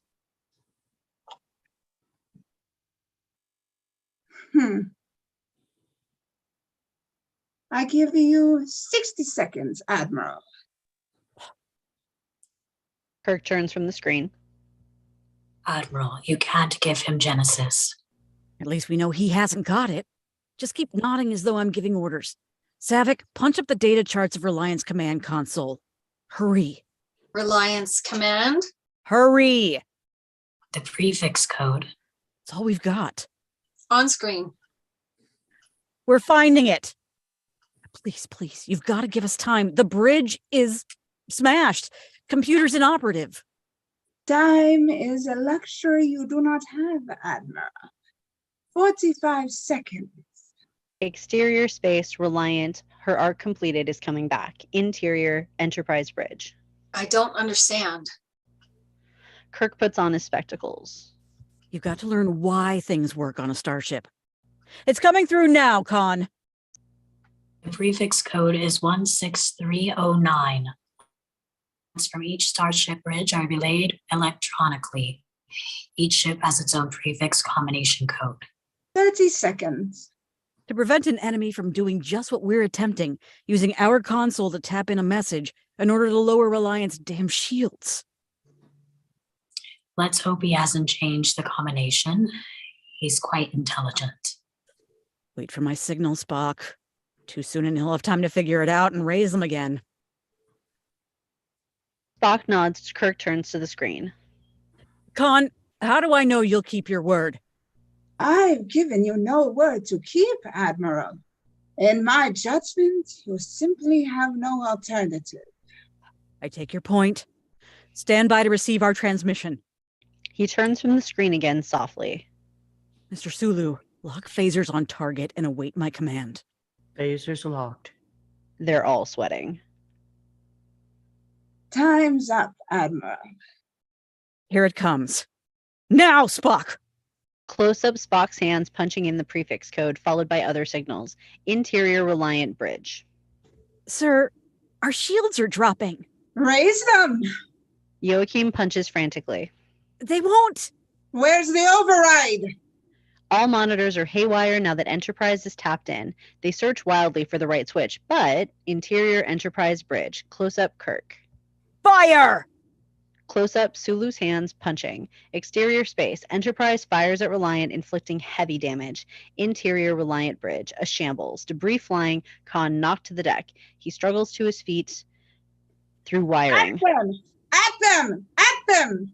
At them! Fire! Fire! Why can't you? We can't fire, sir. They've damaged the photon controls and the warp drive. We must withdraw. No! Sir, we must.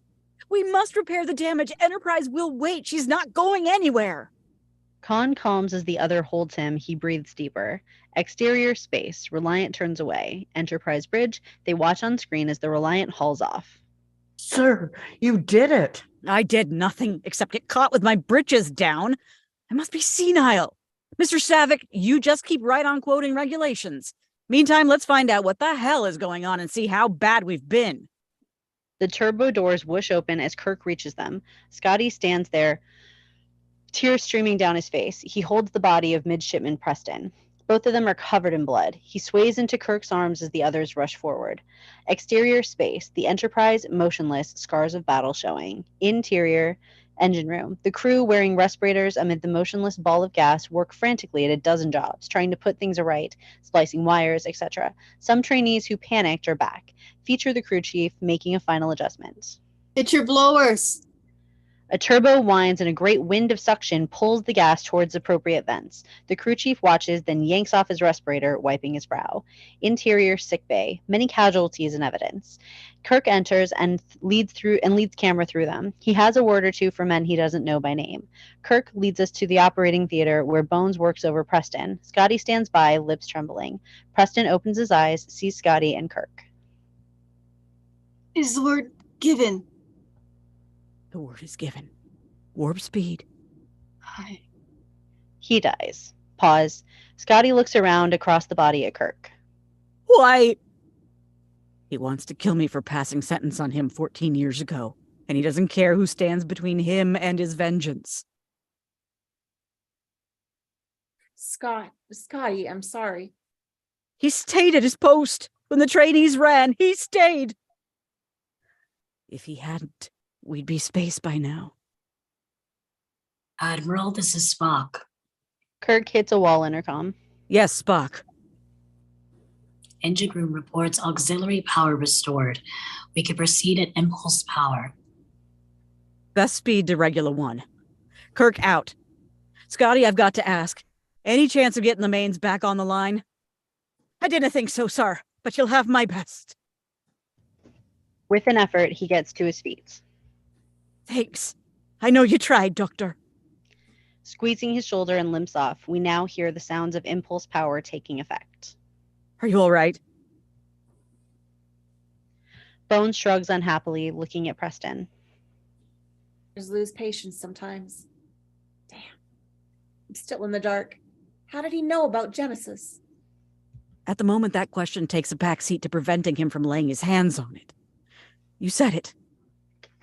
You said it yourself. We're talking about a bang that would rearrange the universe. There may still be time. You gave as good as you got. I got beat. We're only alive because I knew something about these ships that he didn't. He turns and leaves as Bones watches, looks again at Preston.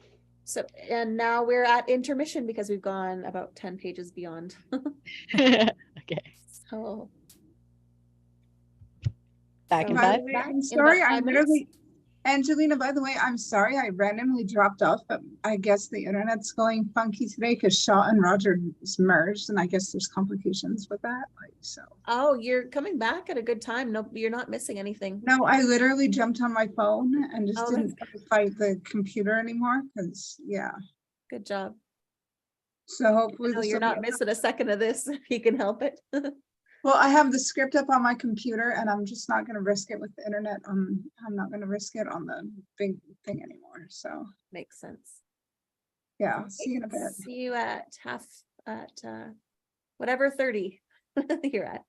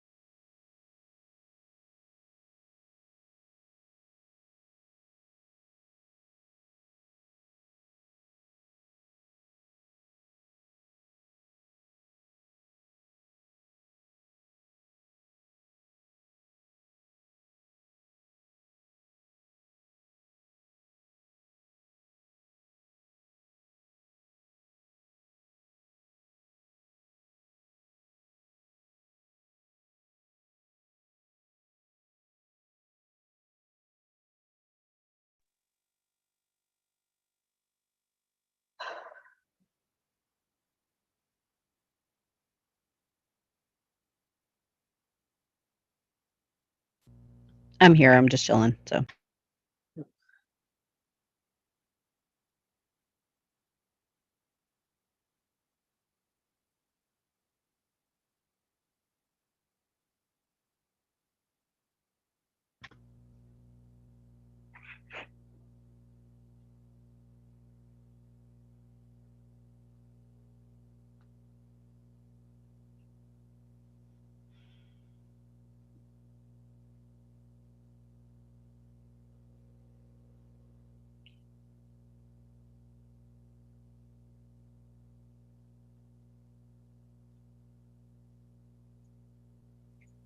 I just want to say that everybody is doing a lovely job with this Star Trek script. Y'all should be proud of yourselves.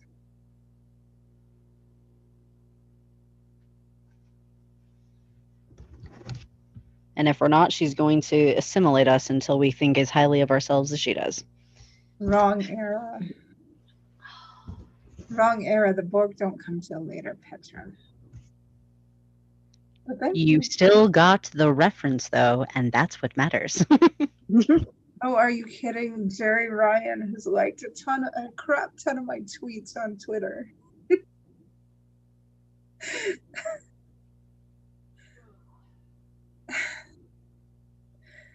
And I've literally got a picture of myself on Facebook hanging out in the Borg alcove at Star Trek Las Vegas, I think.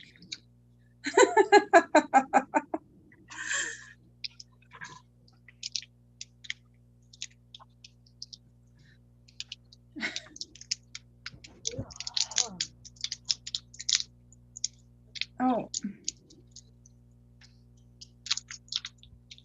Oh no, full on, Aaron. I think one of my last line reads is going to be something like, exterior space, regular, one, space station, regular, the dead planet, beyond. Well, Aaron, I know. I'm not quite sure where to do the pauses. I'm just waiting. Sorry, Kristen, who is watching. Well, you know, the important thing is to make this your own as well and not worry about what other people think. Yeah, I'm also doing Scotty with an Irish accent. Well, that's fun. I'm Scottish. I don't personally care because I think James Doohan would find it hilarious. It's close enough. They're related. Chris Doohan Yeah, they're is both on Celts. Facebook. I thought Chris you were Doohan, Welsh. his son, is on Facebook, and I think he'd be absolutely flattered that you're imitating his dad, or at least doing your best to imitate his dad. Because, you know, Chris is I met Chris, so.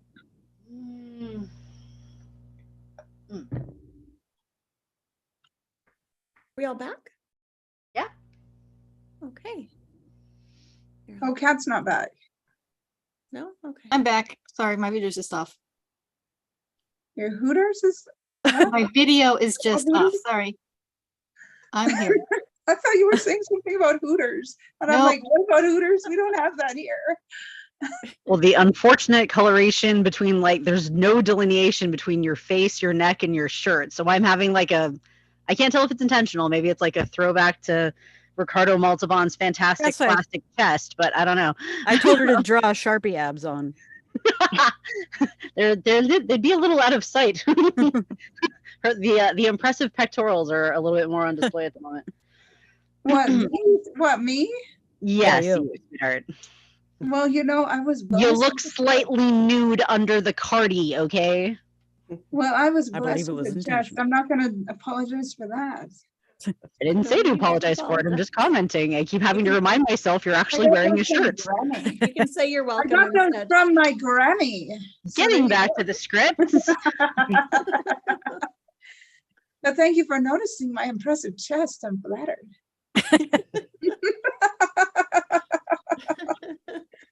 Ready to press on? Yes. You've had some of that Romulan ale, haven't you? Apparently. If it were legal, sure. I don't know. Give me Mutter's milk any day. Okay. All right. Exterior space, Regula 1 space station, Regula, the dead planet beyond. Exterior space, Enterprise, approaching. As she moves slowly past camera, we pan with her to see that she is approaching the space lab.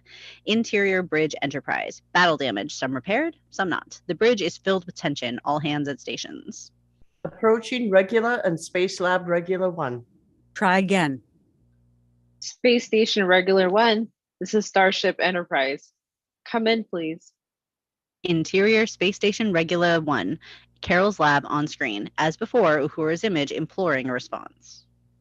I say again, Space Station Regular, this is Starship Enterprise. Please respond. Please respond. During this, camera has panned close among the technical clutter. Then suddenly, sound, eerie, frightening. Our ears cannot place it, and before we can, it is gone. A warning. Back to bridge. No response, sir. Sensors, Captain? Scanners and sensors still inoperative. There's no way to tell what's inside the station. And no way of knowing if Reliant is still in the area. Affirmative, Admiral. Blind as a Tiberian bat. What do we make of the planetoid beyond? Regula is Planetoid? Class D. It consists of various remarkable orbs, essentially a great rock in space. Reliant could be hiding behind that rock. A distinct possibility. Engine room. Scotty, do we have enough power for the transporters? Just barely, sir. I'm going down to the station. He starts out and Bones stops him. Kahn could be down there. He's been there and hasn't found what he wants. Can you spare someone? There may be people hurt. I can spare me. Begging the Admiral's pardon, General Order 15, no flag officer shall beam into a hazardous area without armed escort. There is no such regulation. Savik's gaze falters. All right, join the party. Mr. Spock, the ship is yours. Aye, sir. Establish a parking orbit around the station and send me a complete damage report when you've talked with Mr. Scott. Be careful, Jim. Kirk, Bones, and Savik head for the turbo doors. Exterior space, Space Station Regula 1. Closer angle now, the silence is ominous. Interior Space Station Regula 1, Carol's lab. Empty except for the hums and crackles of abandoned equipment. With a familiar sound, Bones, Kirk, and Savik materialize. All have phasers, communicators, and tricorders. For a moment, they look around, seeing emptiness, like being in a haunted house. Hello? A weird Anybody here? A weird echo reverberates the skies. Indeterminate life signs. Phasers on stun. Move out.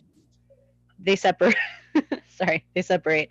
Each begins to search. Angle with Savik. She moves to the electronic and data area, examining the consoles, the equipment, then settles for the data bank. She starts keying sequences with the computer. Interior Space Station Bones. He shows signs of fear as he walks through the deserted place like a scuba diver exploring a cave. We want him to go back. A noise. Bones reacts with brave apprehension. Rounding a corner, he starts. A rat scuttles right in front of him. Bones sighs with relief and moves forward. We think he's safe. Suddenly, something falls right on his face, an upside-down human arm. Same locale later. Kirk helps Bones cut down the last of the 5 bodies from where they were hanged upside down. Having recovered his composure, Bones examines the corpses. We recognize Madison, March, among others. One is clearly the cook. They even killed the galley chief? One looks like a steward. They're not warm, but rigor hasn't set in. This didn't happen all that long ago, Jim. Kirk looks around despairingly. Carol? Interior Space Lab databank. With Savik working with console, something puzzles her. She frowns, but a new sound distracts her. She looks up and moves off. Full shot in the lab. A moan is heard. All 3 now converge on the area. As they near it, Savik's tricorder hums furiously. Be this a room, a locker, of some other place, this time they open the door. The limp bodies of Chekhov and Terrell fall out. Admiral Kirk, Enterprise, come in, please. She will continue sporadically. Ouch. My God. Chekhov emits a live, reassuring moan. Clark Terrell, Jim. I've served with him. Bones is passing his medical tricorder over Chekhov. Brain disturbance. Appears to be drug-induced. He reaches into his kit. He shoots Chekhov, moves off to Terrell. Uhura voice continues in the background. Savik, for God's sake, tell her we're all right. Interior Enterprise bridge favoring Uhura. I say again, this is Enterprise. Please acknowledge signal. Please. Savik's face appears on her screen. Commander Uhura, This is Lieutenant Savick. We're all right. Please stand by. Out. Aye, aye. Interior space station tight group. Chekhov opens his eyes and stares into Kirk's. Oh, God, Admiral. He weeps like a child and Kirk holds him. Meanwhile, Terrell opens his eyes and stares at Bones. Dr. McCoy, Captain, do you remember me? Coy, yes. Oh, yes. Angle favoring Chekhov and Kirk. Chekhov breaks the embrace in high relief and anxiety. Oh, sir, it was Kahn. He found him. We found him on SETI Alpha 5. Easy, Pavel. Tell me what you can. No life signs, but he was there. Oh, captured us. He put creatures in our bodies to control our minds. Bones takes over Chekhov. It's all right. You're safe. Made us say lies, do things, but we beat him. The captain and me, he thought he controlled us, but he didn't. The captain was strong. Chekhov breaks into tears. Kirk looks at Terrell, who is more composed. Captain, where's Dr. Marcus? Where are the Genesis materials? You couldn't find them. Some of the scientists were still here, but everything else, even the databanks, were empty. That's true, Admiral. All the memory cells have been emptied. Erased. He tortured those people. None of them would tell him anything. He went wild, strung them up, and slit their throats. He wanted to tear the place apart, but he was late. He had to get back to Reliant in time to blow you to bits. Came damn close. They left us. We were no longer of use. Where's the Reliant crew? Dead? Maroon on SETI Alpha 5. He's completely mad, Admiral. He blames you for the death of his wife. I know what he blames me for.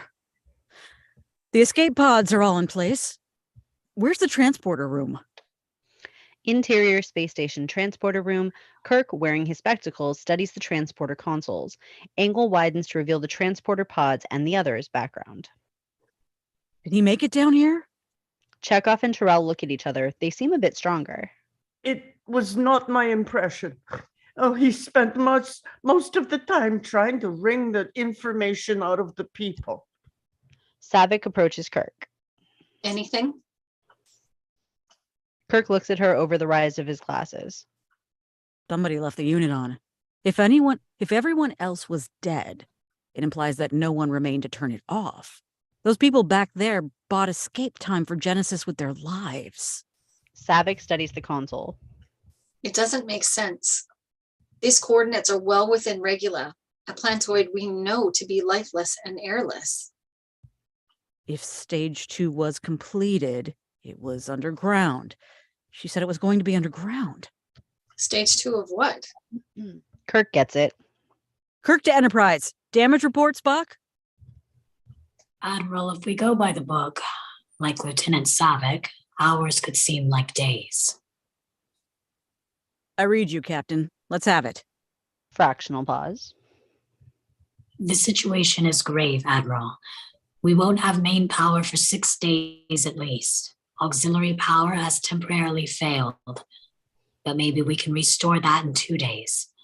By the book, Admiral. Kirk frowns. Meaning you can't even beam us back? Not at present. Kirk looks at Savick and Bones and decides. Captain Spock, if you do not hear from us within 1 hour, your orders are to restore what power you can. Take the Enterprise to the nearest starbase and alert Starfleet Command when you are out of jamming range. Sir, we won't leave you behind. Uhura, if you don't hear from us, there won't be anybody behind. Kirk out. You gentlemen can remain here, or... If it's all the same, Admiral, we'd like to share the risk. Very well, let's go. So, where are we going? Where they went, Savick. Kirk walks onto the pods as Savick works the console, rolling in electronic coding. The others join Kirk. But what if they went nowhere? Then this will be your big chance to get away from it all. Ready? She presses a button, joins them on the pods. Slowly, they vanish. Exterior space, the planetoid Regula. Camera moves toward it as the beam sound continues, with irregularity. The planetoid is ugly and dead. The sound frightens us and climaxes with interior rocky cavern Regula. The beam sound screeches, then settles into its comfortable mode as the 5 figures fluctuate, fade, and then appear. They look around in wonder and relief. Admiral? She indicates something off screen. They cross as camera reveals a cave wall stacked with technical materials and crowned with a large projectile, a giant version of the model we saw earlier. They stare. NB feature Genesis arming control box. Genesis, I presume. They walk by a group of crates. It all happens very fast. David leaps out and tackles Kirk, throwing him to the ground and landing atop him, a knife at his throat. At the same time, Bones and Savick reach for their phasers, but Jeddah, already armed, steps out. He has them covered and helpless. Angle favoring David. You're the son of a bitch who committed mass murder up here. He raises the knife. I'm Admiral Kirk. We were still there, you dumb bastard. We could hear the screams all the way to the transporter room. Again, he raises the knife. Where's Dr. Marcus? I'm Dr. Marcus. Carol reaches the tunnel entrance to the cave. David. Mother, go back.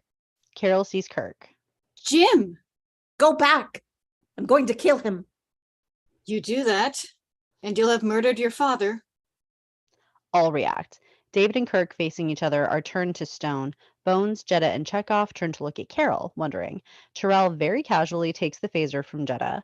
New angle, formerly scene 134. I'll hold on to this. But Kirk and Carol ignore them and walk towards each other. There are tears in Carol's eyes. She reaches up, tries to smile, and touch his hair. You've got a little gray. But she can't. Kirk takes her and holds her tightly, looking at David over her shoulder. He stands there stunned, looking back. Carol, is that true? She nods. Why didn't you tell me? She's making it up. My father was Professor. David, you're just making this harder. I'm afraid it's even harder than you think, Doctor. He and Chekhov have their phasers trained on them. Please, don't move. Chekhov. I'm sorry, Admiral. Terrell speaks into his wrist recorder. Your Excellency, have you been listening? I have indeed, Captain. You have done well. I knew it. David makes a reckless break for Terrell. Savick instantly throws himself on him, bringing him down as Terrell fires, hitting Jeddah, who is behind David, a killing ray. Jeddah dematerializes. Carol screams, and David reacts with horror and guilt. Most importantly, Chekhov begins to tremble. Terrell himself is shaken by his reflexive action. He's in semi-panic. Don't move. Any of you. Exterior space, the dark side of Regula. Reliant motionless in a parking orbit. Interior Reliant bridge favoring Kahn. Joachim is over his shoulder, others in evidence. Kahn speaks into his console. Captain, we're waiting. What's the delay? Interior rocky cavern intercut as desired. All is well, sir. You have the coordinates to beam up Genesis. First things first, Captain. Kill Admiral Kirk. Reactions by all. Only Kirk and Bones are unsurprised. David and Savick, dazed, fight the urge to do something. Chekhov is close to a seizure. Terrell fights conflicting mental signals. Excellency, it is difficult. I try to obey, but... Kill him! As though tearing off a leech, Terrell grabs at the wrist recorder and flings it to the ground.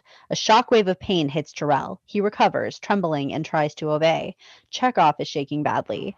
Terrell aims his phaser at Kirk. Chekhov slowly raises his phaser and aims at Terrell, though his hands are like lead. We think Chekhov is going to do the right thing. Then, shockingly, Terrell turns the phaser on himself. Kill him, Terrell, now! Terrell does, blowing himself into oblivion. Angle favoring Chekhov. He screams horribly, drops his phaser, clutching his head. Bones leaps to his side, pulls an injection device from his belt pack, jabs it into Chekhov's arm. Chekhov, almost with a sigh of relief, drops. Terrell? Chekhov? Jim, for God's sake. They rush to his side, as do Carol and David, angle favoring Chekhov. From the fallen man's ear, something begins to emerge, very close Chekhov's ear. The steady eel crawls out. It has grown quite large. Scene. Horror from all, Kirk picks up a phaser. As the eel clears Chekhov, he fires and destroys it. He shudders, then sees the wrist recorder and grabs it. Kahn, you bloodsucker, they're finished. You'll have to do your own dirty work now. Do you hear me?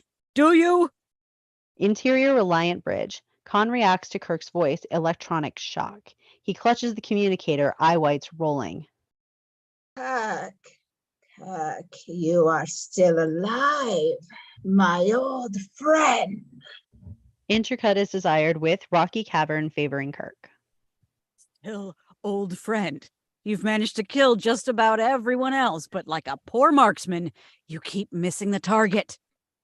Perhaps I no longer need to try.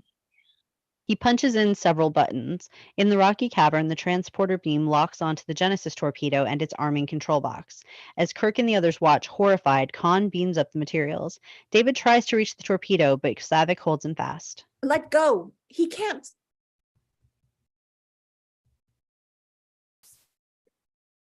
Only half of you would get there. The beam disappears and Genesis with it, leaving them alone. Kahn, you have Genesis, but you don't have me. You were going to kill me, Kahn. It was your sole purpose. You'll have to come down here to do it. You'll have to come down. I've done far worse than kill you, Admiral. I've hurt you, and I wish to go on hurting you. I shall leave you as you left me, where no one will ever find you. Poetic justice, maroon for all eternity in the center of a dead planet, buried alive. Kahn! Goodbye, Admiral. Oh, and don't count on Enterprise. She can't move. My next act will be to blow her out of the heavens. Kahn! Interior Reliant Bridge. Kahn closes his eyes in voluptuous satisfaction. Joachim enters and Kahn looks at him. Well? Warp drive's still inoperative. All other systems should be restored shortly. Kahn sighs contentedly. Ah, excellent. We have all the time in the world. Interior Rocky Cavern. As before, Savick is on the communicator. This is Lieutenant Savick, calling Enterprise. She keeps trying. Chekhov stirs. He's alive. Bones goes and tends Chekhov, who moans, trying to sit up. Pavel? Chekhov tries to smile. Kirk takes his hand. No use, Admiral. They're still jamming all channels. Wouldn't make any difference.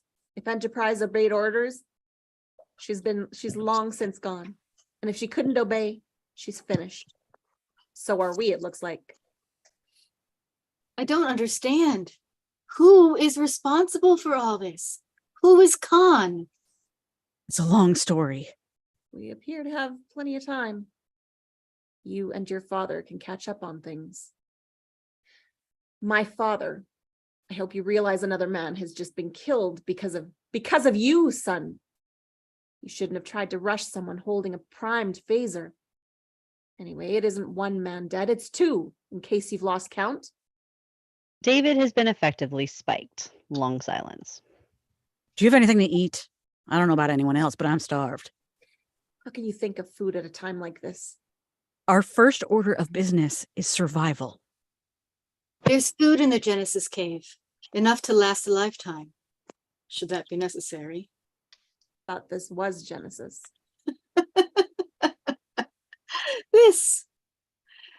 It took the Starfleet Corps of Engineers 10 months in space to tunnel out all this.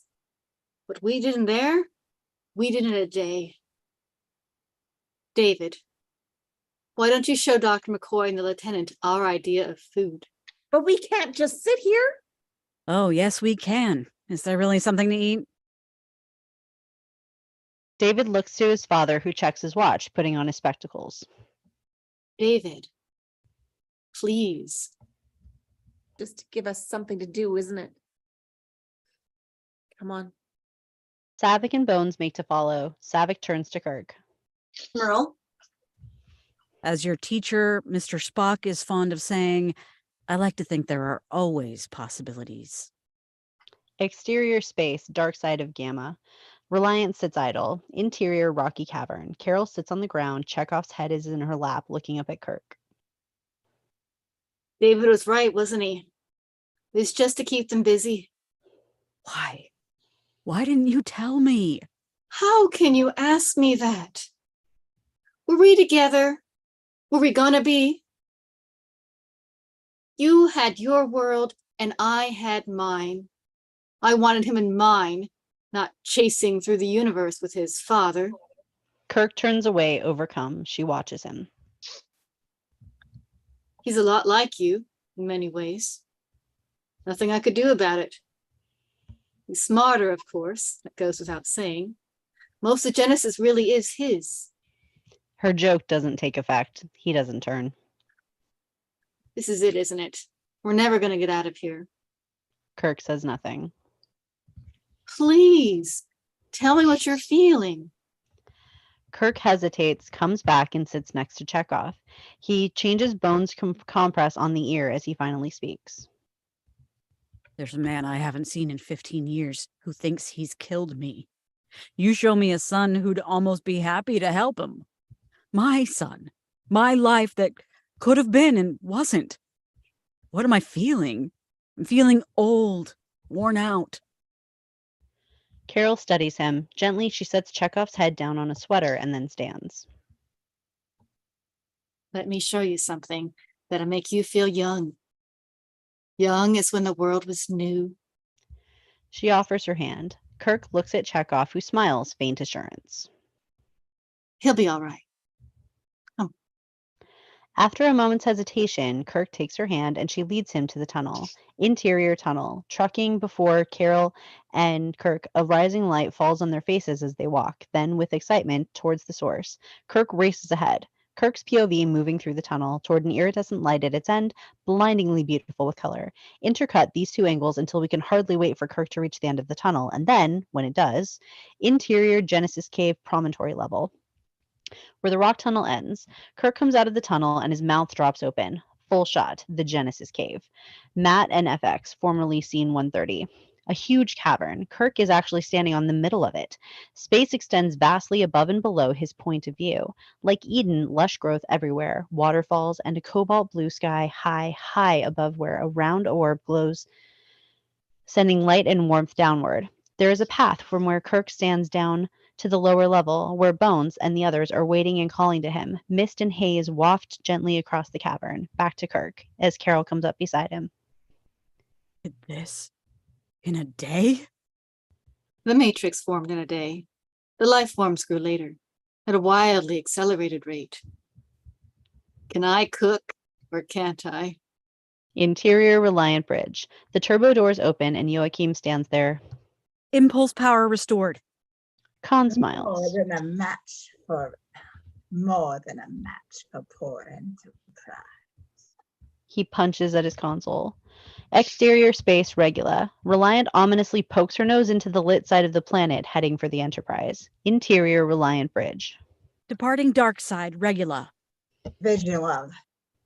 On screen, the Regula 1 space station, but where's the Enterprise? On Kahn, frowning with puzzlement. Where is she?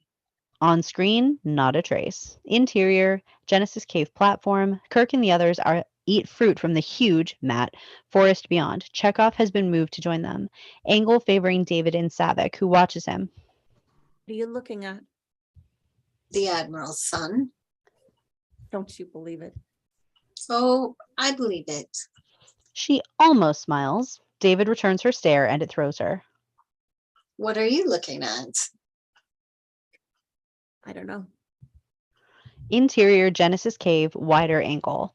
Savick rises, paces. Kirk puts down his food. Now that's what I call a meal.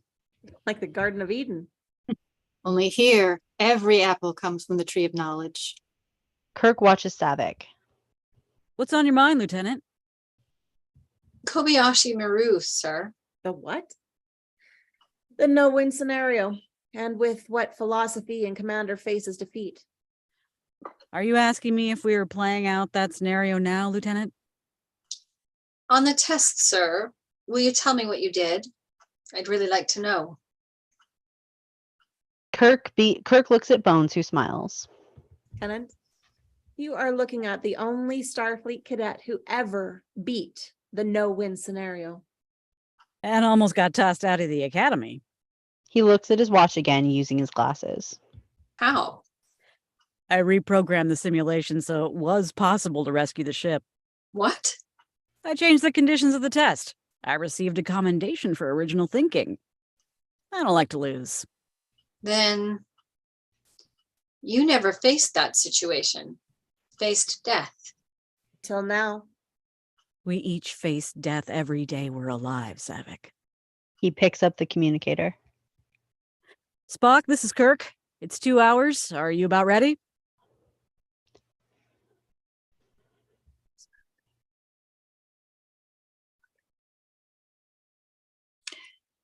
Right on schedule, Admiral. Just give us your coordinates and we'll beam you aboard. The others are on their feet, stunned with amazement. Right. I don't like to lose. He clicks off. David gapes at his father. Exterior space, dark side of Regula. We can now see where Enterprise is. She has slipped behind the planetoid clockwise, even as Reliant was rounding into the lighted side. Interior transporter room, Enterprise. Kirk, David, Saavik, and Carol and Bones holding the semi-conscious checkoff materialize. Spock is there to greet them. But the damage report. We were immobilized. Come, Lieutenant. You of all people go by the book. Hello, Spock. You remember Dr. Marcus? They are moving through the room as they talk. Certainly. By the book. Regulation 46A. If transmissions are being monitored during battle. No uncoded messages on an open channel. Saavik steps in front of Spock. You lied. I exaggerated. Hours instead of days, Saavik. Now we have minutes instead of hours. I'm taking this bunch to sickbay. Camera stays with them, holds on David, odd. Interior corridor Enterprise. Saavik and Kirk follow Spock. They stop at a turbo lift. They're an operative below C deck. Another Enterprise corridor. They race down corridors as they speak. What is working around here? Not much, Admiral. We have partial main power. That's it? Best we could do in 2 hours. Interior Enterprise bridge. Full crew is in place as doors whoosh open. Admiral on the bridge. Battle stations. Alarms, sirens, etc. Crew rush into place as Kirk, Spock, and Saavik approach the big screen. Tactical. We see the Enterprise emerging from the dark side of Gamma Regula, where Reliant is now a moving blip. Uh-oh. She can outrun us and outgun us, but there is that Utara Nebula at 153 Mark IV.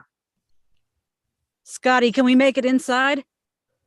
The Energizer's bypassed like a Christmas tree, so don't give me too many bumps. No promises, Mr. Scott. On your way. Trouble with the nebula, sir, is all that static discharge and glass clouds our tactical display. Visuals won't function and shields will be useless. Kirk looks over the rims of his glasses at Spock. They smile with faint amusement. What sauce for the goose, Mr. Saavik? The odds will be even. Various corridors, Enterprise. As the lights change, the crew runs to their stations. Exterior space, Enterprise starts moving. Interior hospital. Carol, David, and Bones react to the light change and the sirens. Bones works on checkoff. I'm going up there. You'll be in the way, Dr. Marcus. Best stay here. Carol and David are civilians on a battleship. Interior Enterprise bridge. Reacting, Saavik approaches Kirk and Spock.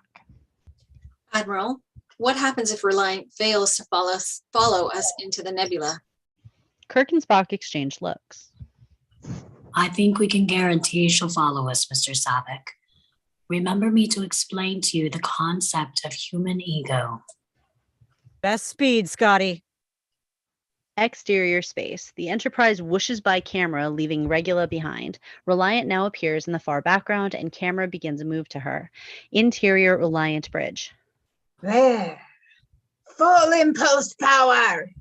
Not so wounded as we were led to believe. So much the better. Exterior space, Reliant moves to and past camera in hot pursuit. Exterior space, series of shots. Call them space buys. Enterprise rushes towards us, flashes by, and continues towards the swirling nebula. Then Reliant does the same. Pursuit, closer in pursuit. At this moment, half the distance between Regula and the nebula has been covered. Interior Enterprise bridge. Estimating nebula penetration in 2 minutes. Reliant is closing. Steady as you go. Exterior space. Orientation shot. Reliant can clearly be seen where Enterprise is headed, into interior Reliant bridge. We'll lose them if they go in there. Rake her. Someone punches a button. Exterior space. Reliant shot across Enterprise's bow. Interior Enterprise hospital. The ship reverberates with the near miss. Chekhov wakes up, looks wildly around. Get easy. But I must. Listen to me, Pavel. You haven't the strength or the equilibrium. No, but I. As they talk, David, unnoticed, leaves the area. As the Enterprise is buffeted again. Dr. McCoy, I can't just sit here. Tell me what I can do. Help get me my surgery squared away. I'm expecting customers. She whitens in fear. Another shot reverberates. Interior Enterprise bridge. That was close. They just don't want us going in there. 1 minute to nebula parameter. The bridge door slides open and David enters. He stares in wonder. Savick reacts to David. Admiral, they're reducing speed. Uhura, patch me in. Aye, aye, sir. Interior Reliant bridge. Why are we slowing? We daren't follow them into the nebula, sir. Our shields will be useless. This is Admiral Kirk. Kahn's eyes bulge. We tried it once your way, Kahn. Are you game for a rematch? Kahn's eyes bulge. Kahn, I'm laughing at the superior intellect. Full impulse power. No, sir, we have Genesis. Whatever you want. Full power, damn you. And he reaches across and executes it himself. Enterprise bridge. They react to Reliant speed up. The nebula approaches on screen. I'll say this for him. He's consistent. Exterior space, the Mutara Nebula. We're very close now and see clearly the swirling, slowly moving gases, magenta, purple, etc. There are veils of luminescent materials and through all an interlace of unpredictable electrical charges. Like lightning, intermittent great flashes illumine the whole sections of the nebula. Our view is moving slowly forward. Interior Enterprise bridge. And we're in. Exterior space, the nebula. As Enterprise whooshes into the picture, headed into the purplish gas, and disappears into a cloud bank of the stuff. A moment later, then Reliant appears, pursues Enterprise into the gloom, also disappears. Interior Reliant bridge. On screen, the picture is squirrely purple, breaking up, blindness and panic. Tactical. Inoperative. Raise the shields. Electrical forces raging without are also reflected on the circuits within. It's bumpy on top of everything else. Electronic whining. As I feared, sir, not functional. I'm reducing speed. Kahn does not argue. Exterior space, purple series of shots.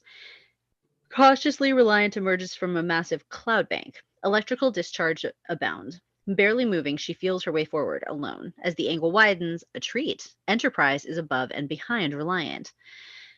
Interior Enterprise bridge on screen. Reliant's image is breaking up. Phaser lock inoperative, sir. Best guess, Mr. Sulu. Fire when ready.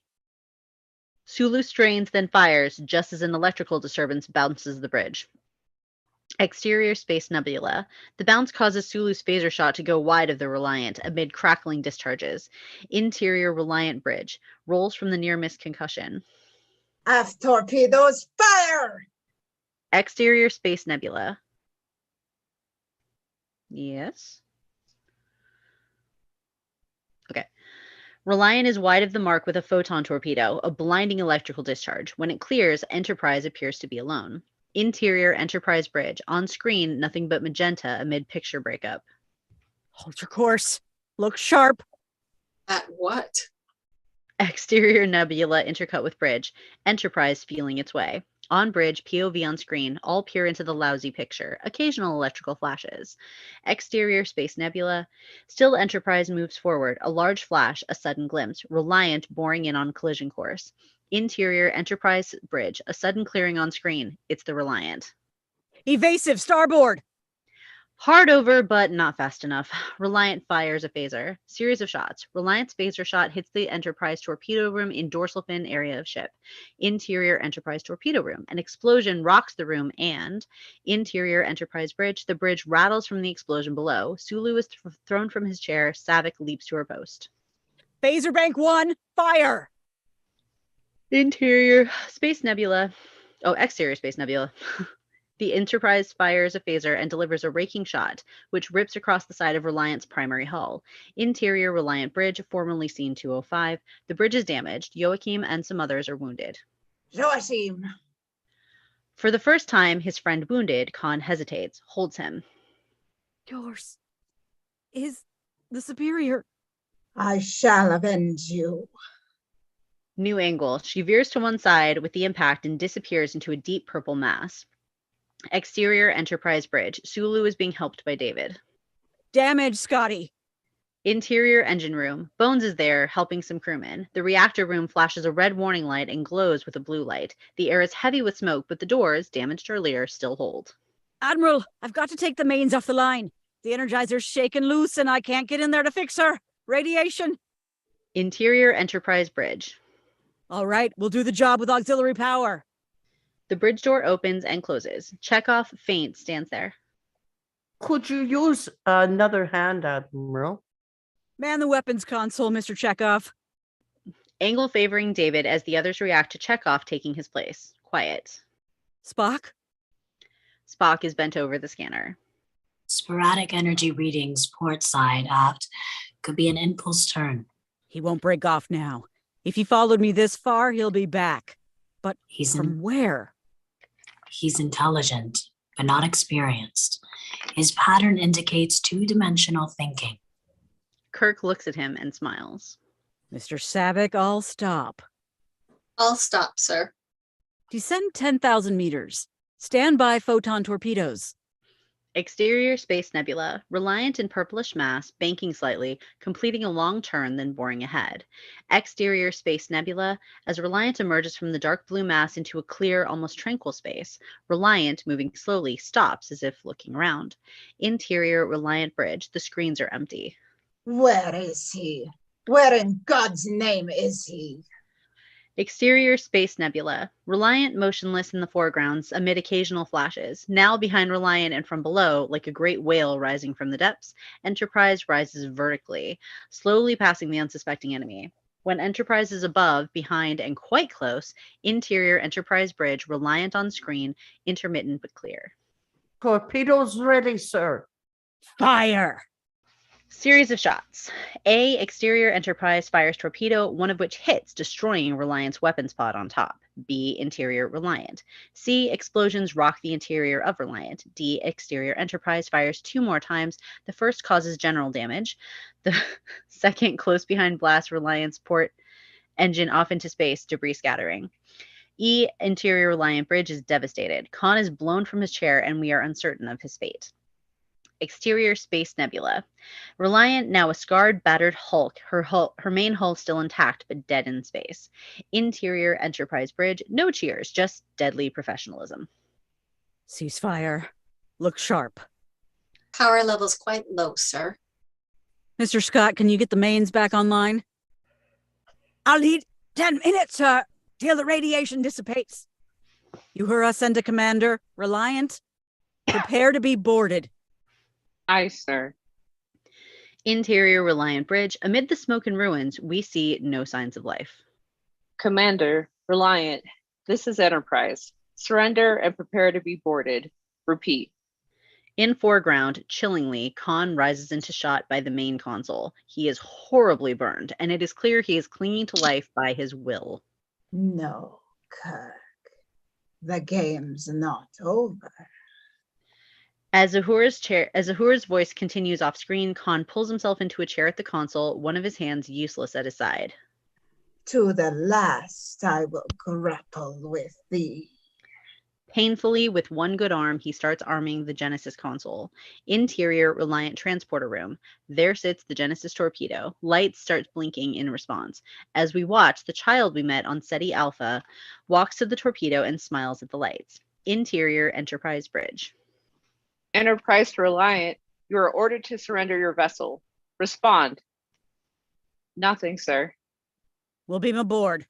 Alert transporter room. Admiral, scanning an energy source on Reliant, a pattern I've never seen. David peers closer over Spock's shoulder and reacts.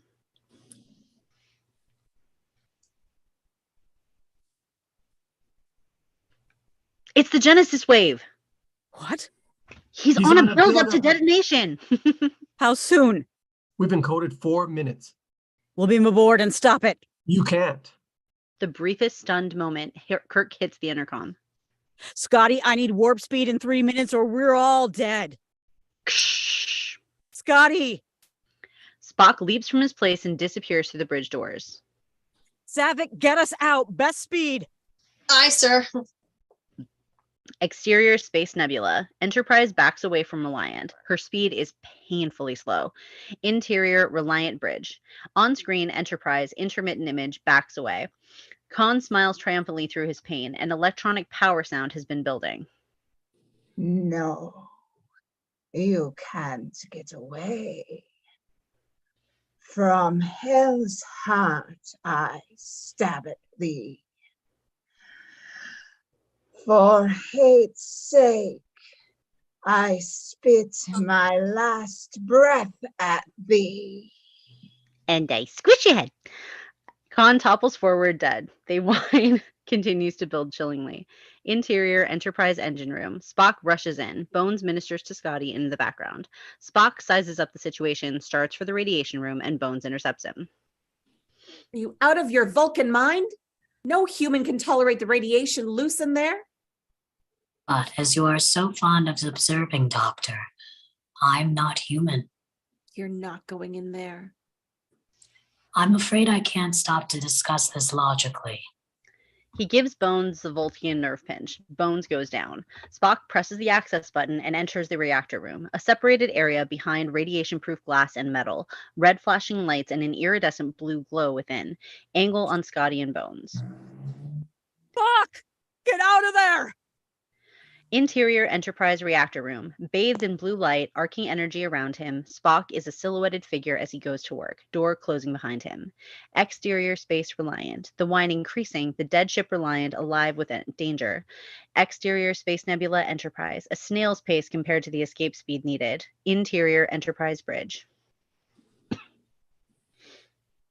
Time for my mark. 2 minutes, 10 seconds. Engine room, what's happening? Interior Enterprise reaction room intercut as required. Outside the glass, Scotty and Bones screaming. Captain, please! Get out! Get out, man! Oh, dear God. Within, we can see the silent urging of Bones and Scotty. Spock is oblivious. Amid the fire blue arcs, he moves to the control panel. Between his hands and the controls, power arcs insanely. Spock is in an inferno, a radiation hell, fighting now with all his strength to control it. Slowly, the damping rods move out. Spock moves to a manual control, begins to turn it. Close on Spock's hands on the manual control, slowly turning black. His face, using all self-discipline he is capable of to control the pain, continuing to work without. Scotty and Bones react in helpless horror. Exterior Space Nebula. Enterprise still well within the nebula. Reliant, a figure still visible in background. She's crawling still. Interior Enterprise bridge. Reliant, now symbol of death on screen. Time. 3 minutes, 30 seconds. Distance from Reliant. 400 kilometers. Kirk looks at David. David shakes his head. No way. Then. Sir, the mains are back online. Bless you, Scotty. Go, Savick. She increases power and exterior Space Nebula series of shots. With a burst of warp speed, Enterprise accelerates out of the lazy pace and whooshes out of scene, leaving Reliant behind. POV Reliant disappearing in the swirls of C, POV Mutara Nebula, which clears the flame, and D, Enterprise roaring through space, and E, Reliant, the whine increases to fever pitch and then she goes. Exterior Mutara Nebula master effect.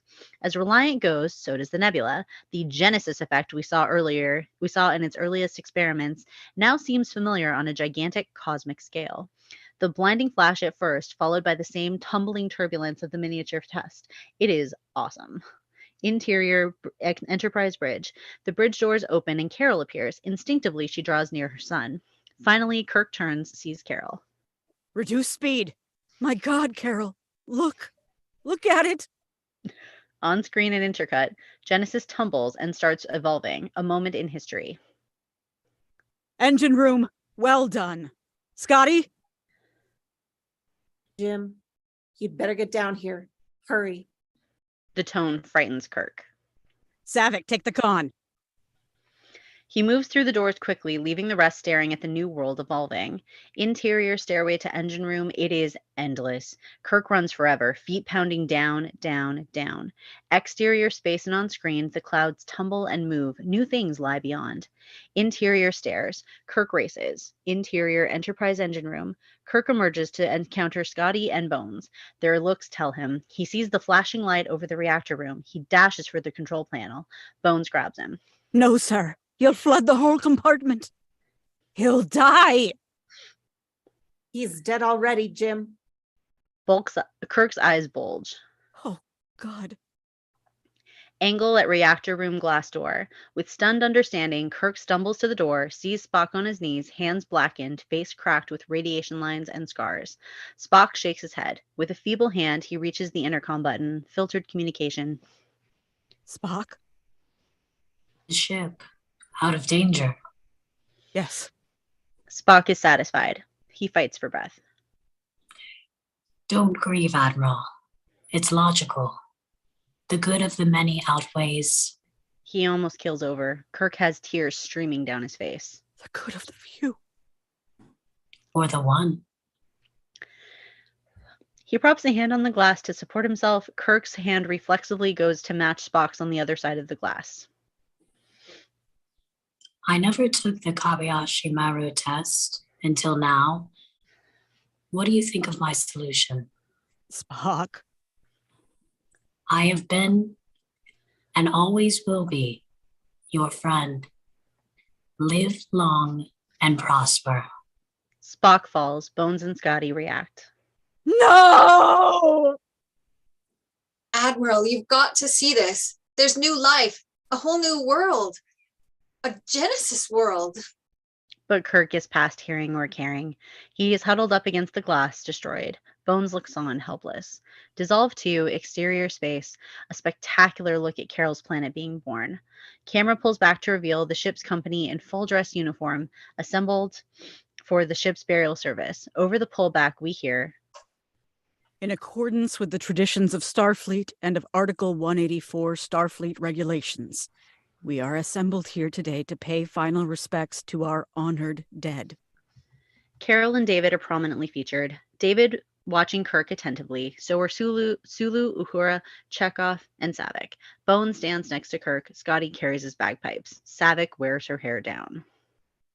And yet, in the midst of our sorrow, it should be noted that this death takes place in the shadow of new life, the sunrise of a new world, a world that our beloved comrade gave his own life to protect and nourish.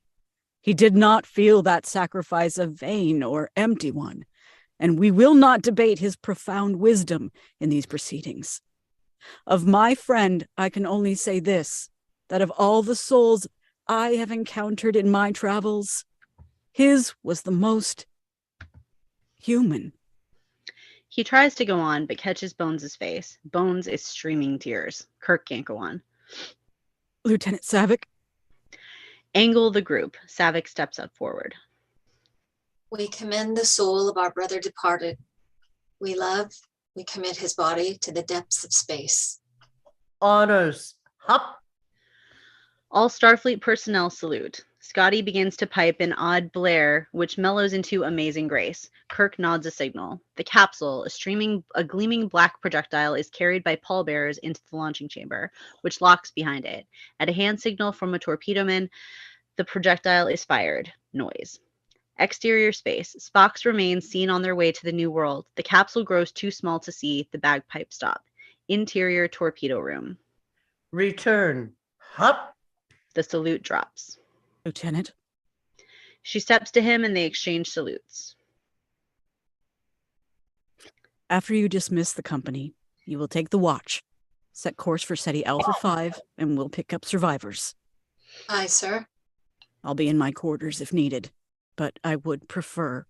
Understood, sir. Dismiss the company. They salute. She about faces as Kirk walks towards the turbo lift. Saavik issues dismissal and posting orders, but we truck with Kirk until camera stops and he leaves frame, so we hold on David. He finally understands. Interior Kirk's quarters. After a long moment, the camera discovers Kirk. He pours a drink, then decides not to have it. He sits wearily, not knowing how to shake the ghosts. Then he sees the book. Kirk picks up the battered volume, the gift from his friend, and closes his eyes a moment. Almost idly, he starts turning the pages, looking for a clue, but he can't see the writing. He rummages through his pockets and pulls out the half glasses. One of the lenses is broken. It has a deep impact on Kirk. He puts down the book and glasses and covers his eyes. A soft bung. Kirk clears his throat. Yes, come. The door whooshes open and closes to admit David, the last person Kirk expected to see. I don't mean to intrude. No. I should be on the bridge. Are you running away from me? David's strength is turning a corner with Kirk. I suppose I was. I poured a drink. Would you like it? No, I guess I'm not what you expected. I didn't expect anything. That makes two of us. Lieutenant Saavik was right. You never have faced death. Not like this, no. I haven't faced death. I cheated death. I tricked my way out of death and patted myself on the back for my ingenuity. I know nothing. You knew enough to tell Saavik that how we face death is at least as important as how we face life. It was just words. But good words. That's where ideas begin. Maybe you should listen to them. I'm trying, David. So am I. My friends were killed too. I am truly sorry. They pause. They study each other. I was wrong about you, and I'm sorry. Is that what you came here to say? Mainly. And also that I'm proud, very proud, to be your son. A stunned moment, then Kirk lets it all hang out. For David, for Carol, and for Spock. He hugs the son, holding on to him as if on to life itself. Exterior space. The Enterprise passes the new planet in all its beauty. Interior Enterprise bridge, the door whooshes. Kirk strides onto the bridge, David with him. Carol is there with Bones. They are glad at what they see. Admiral on the bridge. As you were, Mr. Saavik? Aye, sir. On course to SETI Alpha. All is well. Good. I believe you already know my, son. Saavik comes close to blushing. Yes, well, why don't you show him around and... Aye, sir. She takes him off, deadpan amusement. So you turn out to be the dumb bastard. They all stare at her. That is a little joke. Kirk has a smile. He joins Bones and Carol facing the screen. Changed your hair again. Will you look at that? Think they'll name it? Think they'll name it for you, Doctor? Not if I can help it. We'll name it for a friend. It is a far, far better thing I do than I have ever done before. A far better resting place I go to than I have ever known. Is it a poem? Something Spock was trying to tell me on my birthday. He shakes his head, remembering. Okay, Jim? How do you feel? Young. I feel young, Doctor. He turns to Saavik and David. Lieutenant, new course. Second star to the right and straight on till morning. The bridge crackles with lights and chatter as we cut to the view springing and go through to exterior space. Finale. Space, the final frontier. These are the continuing voyages of the Starship Enterprise. Her ongoing mission to explore strange new worlds, to seek out new life and new civilizations, to boldly go where no man has gone before. She's moving out now, passing camera and heading towards the distant stars. She is beautiful and they are beautiful. And as she slowly disappears from view, music rises, credits roll, the end. Dedicated to all those who were involved in the Star Trek, the original series, those who are still alive and those who are no longer with us. Good job, everyone. And for my mom, live long and prosper. Yeah, for my parents too. Like my dad, literally, he had his problems, but he was a very big fan of Star Trek. And my mom too. And my dad, who I watched it with as well. We're not really doing the outros because we wanted to just get into talking. We did those big intros at the beginning. So if anybody wants more information about them, go to the beginning. It's right there. What was wrong with Chekhov and Terrell? That's not an away team. 2 is not an away team. I know Chekhov was trained in security, but they should have had other security with them. 2 is not an away team. It's not a safe away team. What was wrong with them? True.